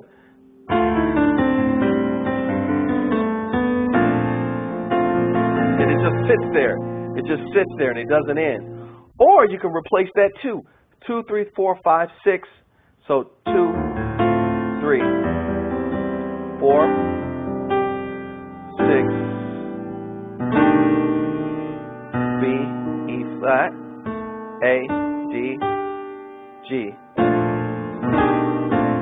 Waterfall, look.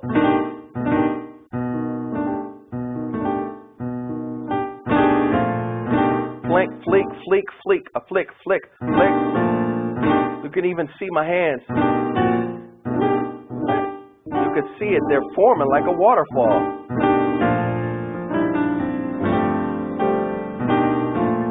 Watch this.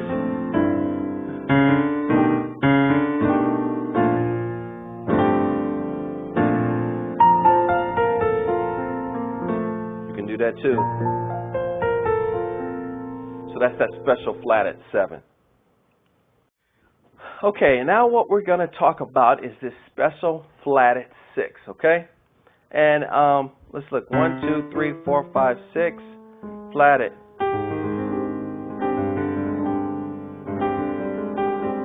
Okay?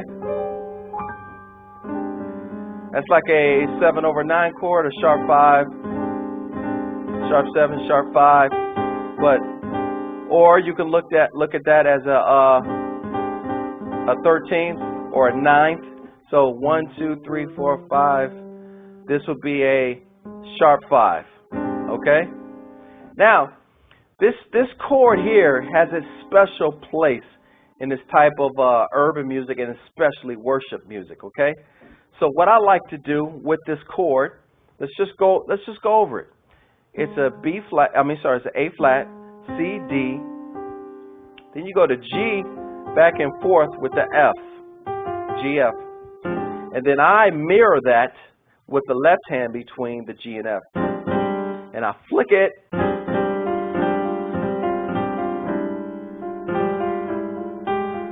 We can go down to the E too. So let me show you how it fits.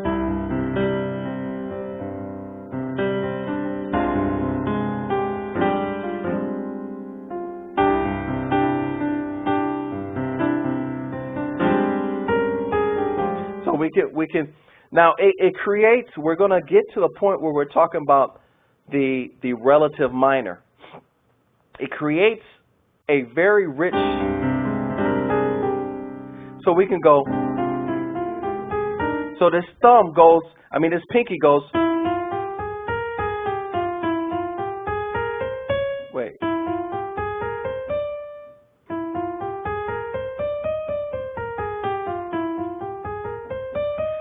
That's starting to almost look like the E flat scale, right? So that's what we're starting to get into, okay?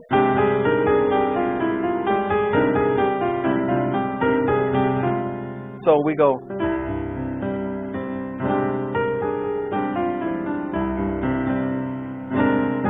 Fling, waterfall.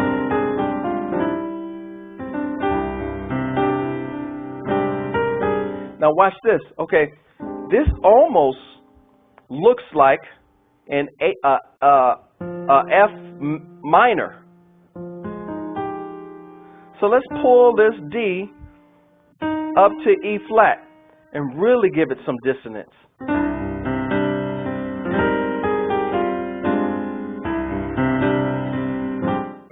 Flip, flip, flick, flick.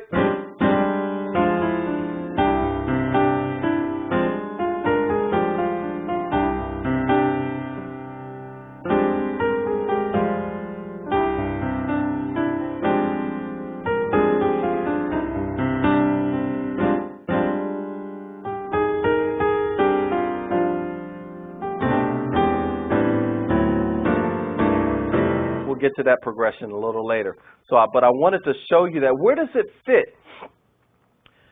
Sometimes it can be a transition before the 6, 3, 6, 3, 6, 3, 6. Let me show you this again. A flat, C, D, G, 3, 6. So 2, 5. 1, 3, 6. 1, 3, 6. 1, 2, 5. Once again, here's the trick. With that one, I slid this A into this B with this major 9. Flick, flick. Look at that. I'm squeezing this, and I'm doing this at the same time.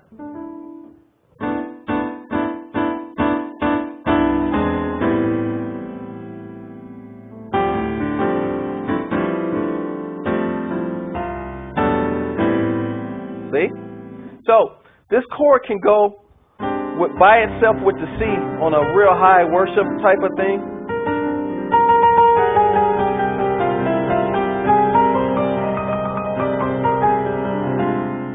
Or it can go along with the 3. to get you to the 6. Okay? That's that special 8 flat or that flat at 6. Real special. Now we're going to take that a little step forward in the next one and show you the real relative minor trick. Okay? Okay, now I touched a little bit with this little flat at 6, with this A flat. Now let's get to a real nice relative minor trick. Okay, what is the relative minor? Amongst families, the family of C, okay? C, D, E, F, G. C has its own family, which it has brothers and sisters. But there are also cousins that are bloods to the key of C, which we would call E flat. Relative minor would say, okay, reason why we call it the relative minor is because it's the minor. C major, C minor.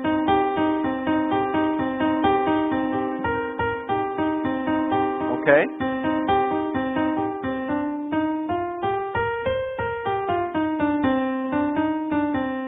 Okay? But if you play a C minor scale, it has the same notes in it as the E flat major. That's why they call it the relative minor. There's some special tricks we can do with the relative minor between the 4 and the 5. Okay? So let me show you that. So say we're in C. What I just showed you.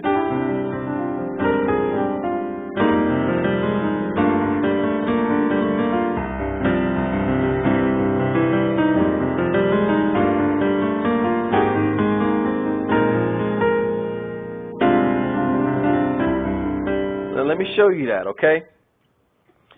This would replace a 2-5-1. So say you're doing a 2-5-1.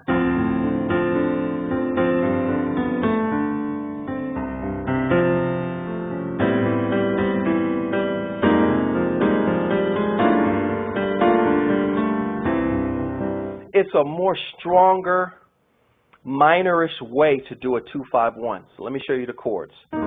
F minor 9, waterfall, F, C, F, then we go G, A flat, B flat, E flat. And then just go up to a G minor 9.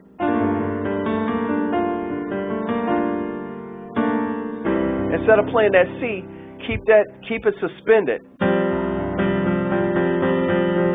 with this C, G, C, F, G, C.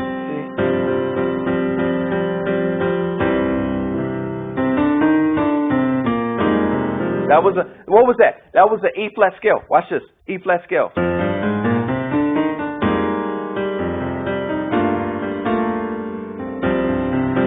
Now remember, if we're replacing a 2-5-1, do you remember the chord I showed you before the 1 chord? It was this. Let's combine this special 2-5-1 and do before the 1 chord. So instead of going,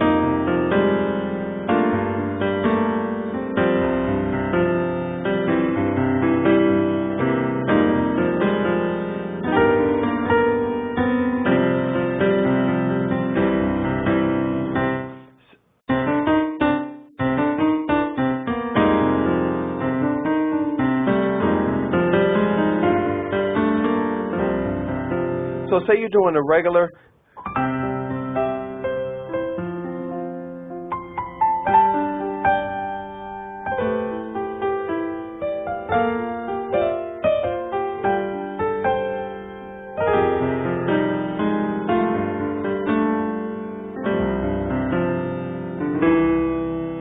Okay. So that is that special minorish. We call it the 1, 2, 3, 4, 5, 1. But it's really replacing the 2-5-1.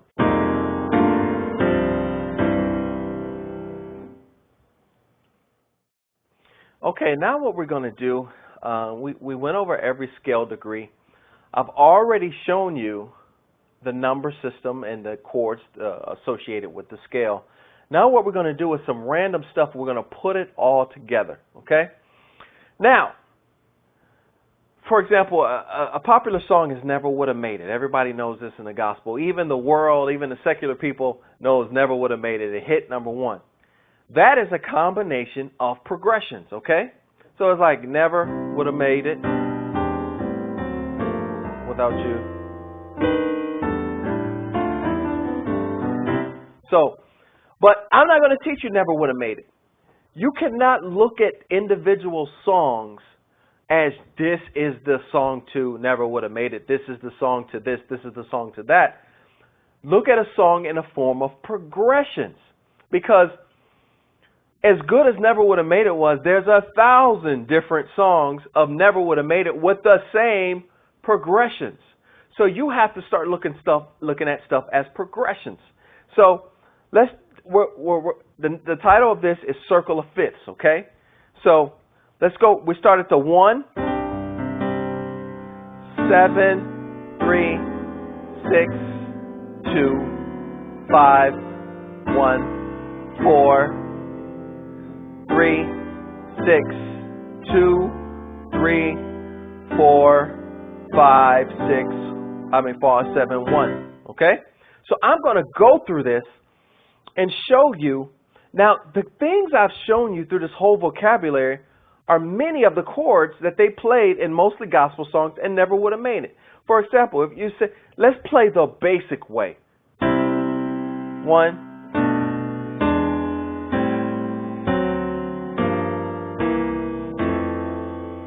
But now that we have the foundation, we can use the 1 chord.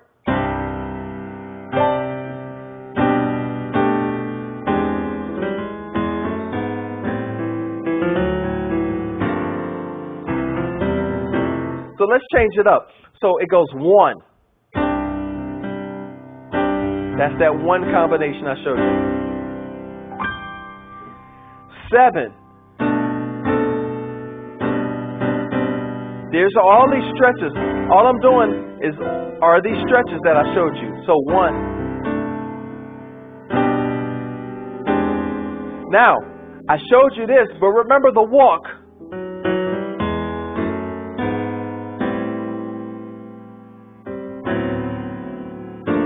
The other walk. Now here's another chord I haven't showed you. Okay. In the context of moving, if you're moving like we're doing here, move, move, move, move, move, move, move, move, move. Okay.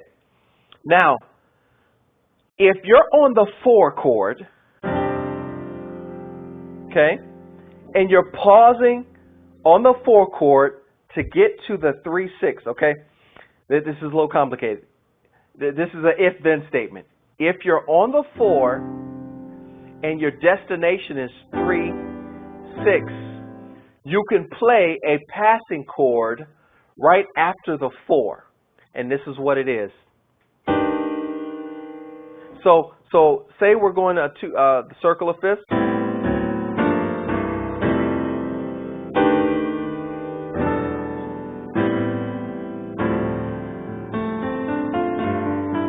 One,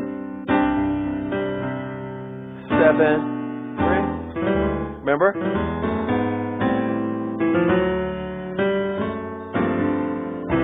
Four. Passing. I don't know why it fits. It's just gospel. It fits. I have no reason why it fits, but this is very popular. So, where does it go, Jamal? It goes, say you're going from a 4, 3, 6, 2. It's right after the 4 and right before you get to the 3 to the 6. So, in the context of Never Would Have Made It, it was, or any song. It could be any song.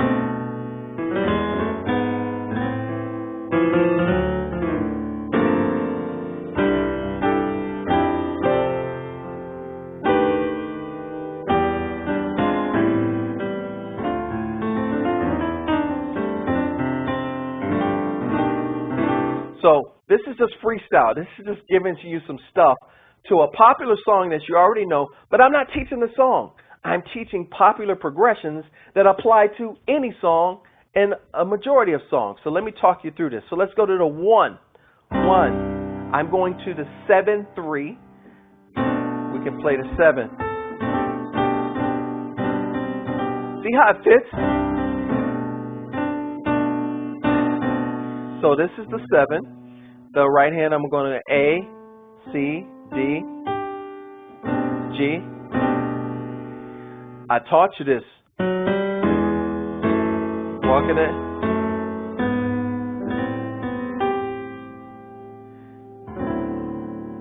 Or we can go.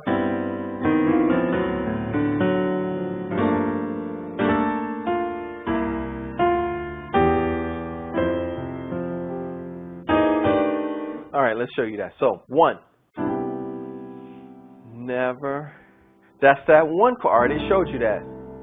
Different combinations of the 1. Or, remember before the 1.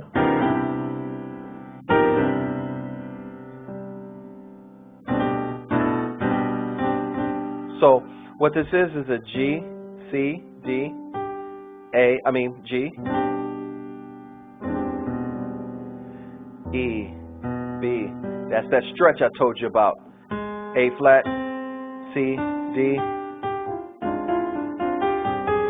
Do you see why I showed you all that so I could put it together? Is that 6? I never showed you that, but that's in the that's part of the circle. Just drop it. I showed you that 6.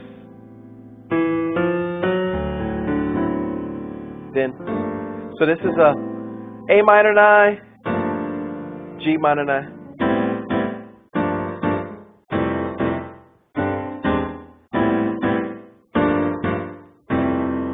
Okay, so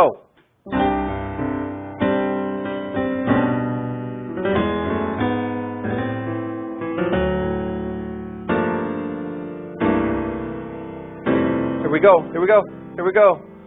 Let me show you that. That's E flat, A, that's D, G, B. And then we go to the 3-6.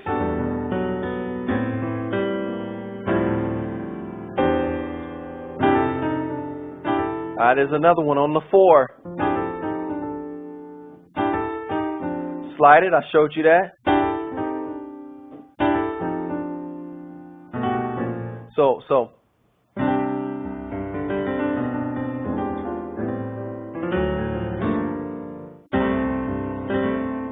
There's those grace notes I showed you already. See, it's you learned it, but now you got to see how to put it together. So never. Okay, we're at the C, right? What options do we have with the C? We have this. We have this. We have this.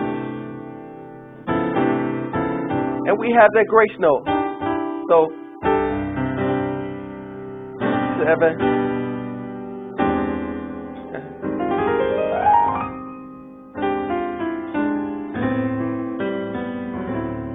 Then it's a G minor 9. There's that walk. Remember what I said?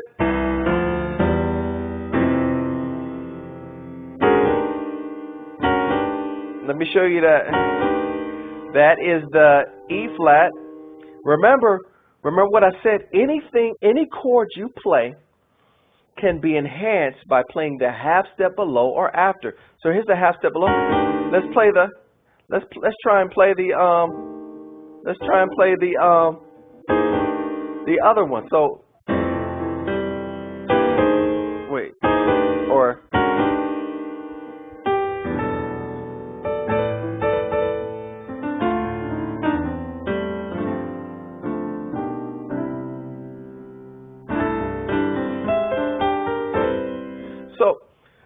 so I'm going through everything we did, and I'm just showing you. See, that's why I put it all together. You put all of the keys together and you build your vocabulary. Now, you can't substitute for practice and hearing with your ear, because I've been playing for a while, so I know how these go. So you'll start recognizing that, oh, okay, I'm on the 1, never would have made it. I'm on the 1. I have the option to play the grace note, okay, or I can play the 6. And then,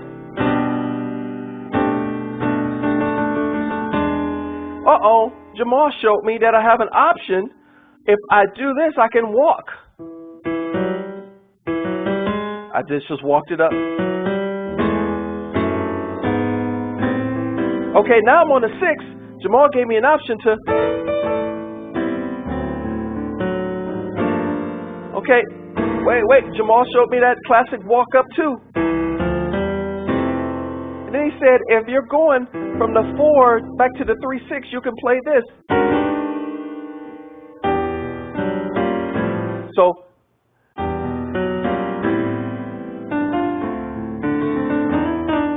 there's that.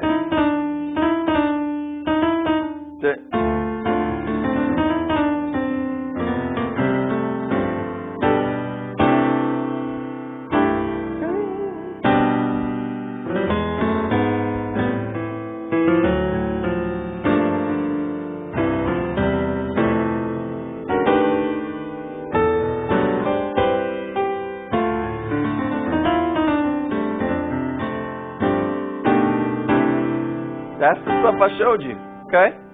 Now what we're going to do, we're going to cap it off again. I'm going to do some random worship chords and talk you through this even more. Okay, now what we did, it wasn't as intense as the volume 1. But what I wanted to do is just add a little more flavor. The important thing about learning music is not to go fast and not to be overwhelmed. You're not ready for the Tritone Extravaganza yet. You're not ready for the other DVDs yet. It is better to set a foundation. I never forget one time, it was this guy that used to come into the music store. He was so good. And I would beg him to teach me.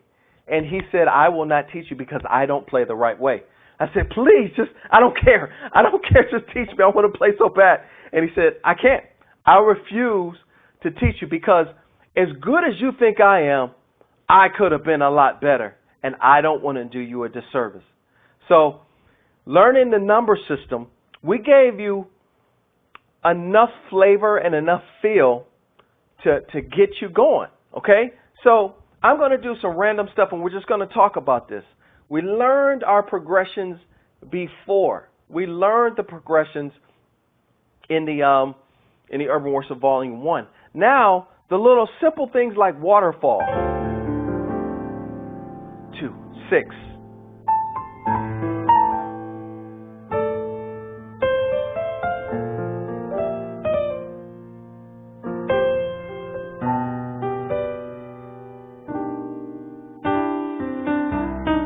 I'm going to call it out. Grace note. I showed you that. Grace note. 2. Replace with the flatter 7. 5. Remember this 5?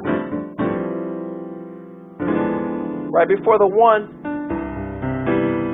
So if somebody is singing Amazing Grace, you ever heard a guy sing Amazing Grace and the guy on the piano was just killing? That's because he developed his vocabulary of chords to the point where he can do all kinds of substitutions.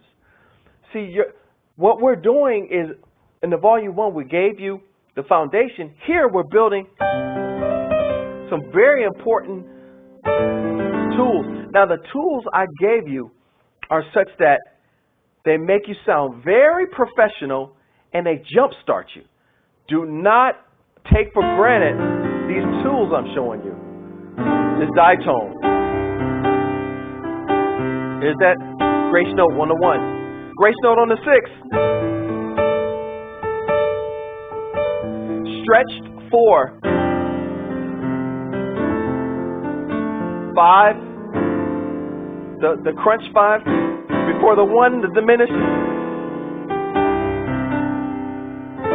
Half step. 6. Remember that? I showed you this. Watch this.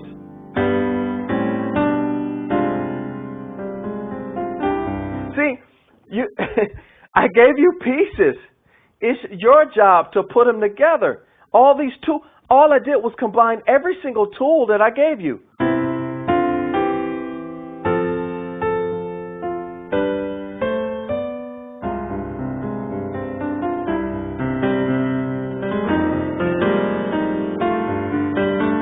Then the 6. See, what did I do there? I did the 2-5-1 substitution for that relative minor. Then I went back to the 6. So, relative minor to the 6. Relative minor. 6.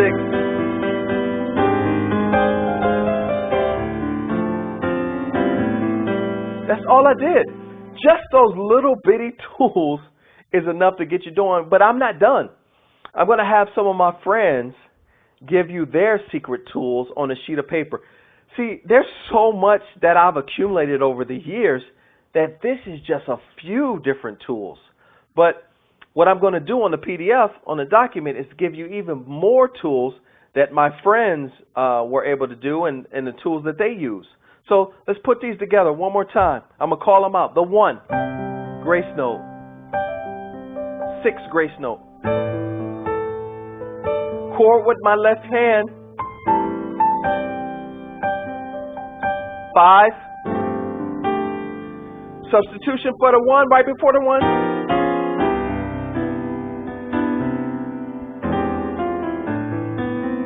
Remember this? 4.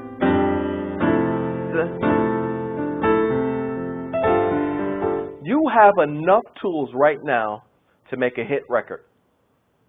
You do.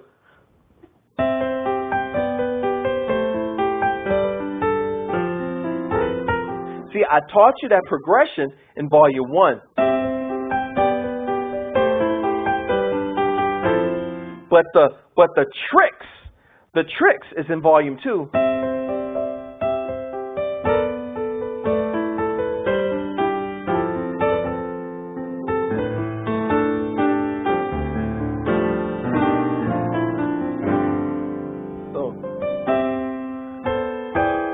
Now the thing is, the 7, 6, 5, 4, 3, 2, 1 can be replaced with the 8, 7, 6, 5, 4, 3, 2, 1 is the same as never would have made it. How? How is that, Jamal?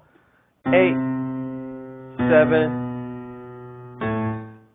Check this out. 8, 7, 6, 5, 4, 3, 2, 1. 8 never would have made it. 7, but instead of going to the 6 directly, you did a passing tone to the 6. Watch this.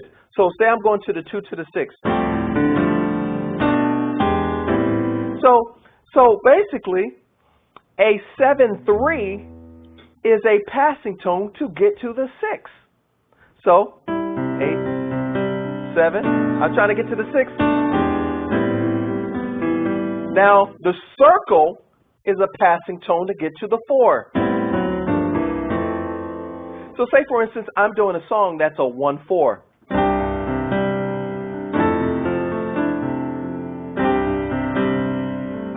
The passing tone to get to the 4 is the circle.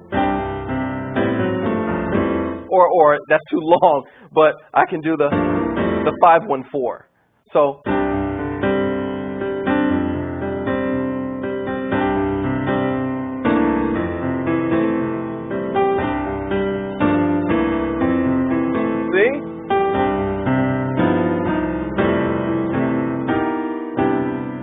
so the key is to use those tools, and you're probably sitting like, dude, you showed me those tools. How are you able to make it sound?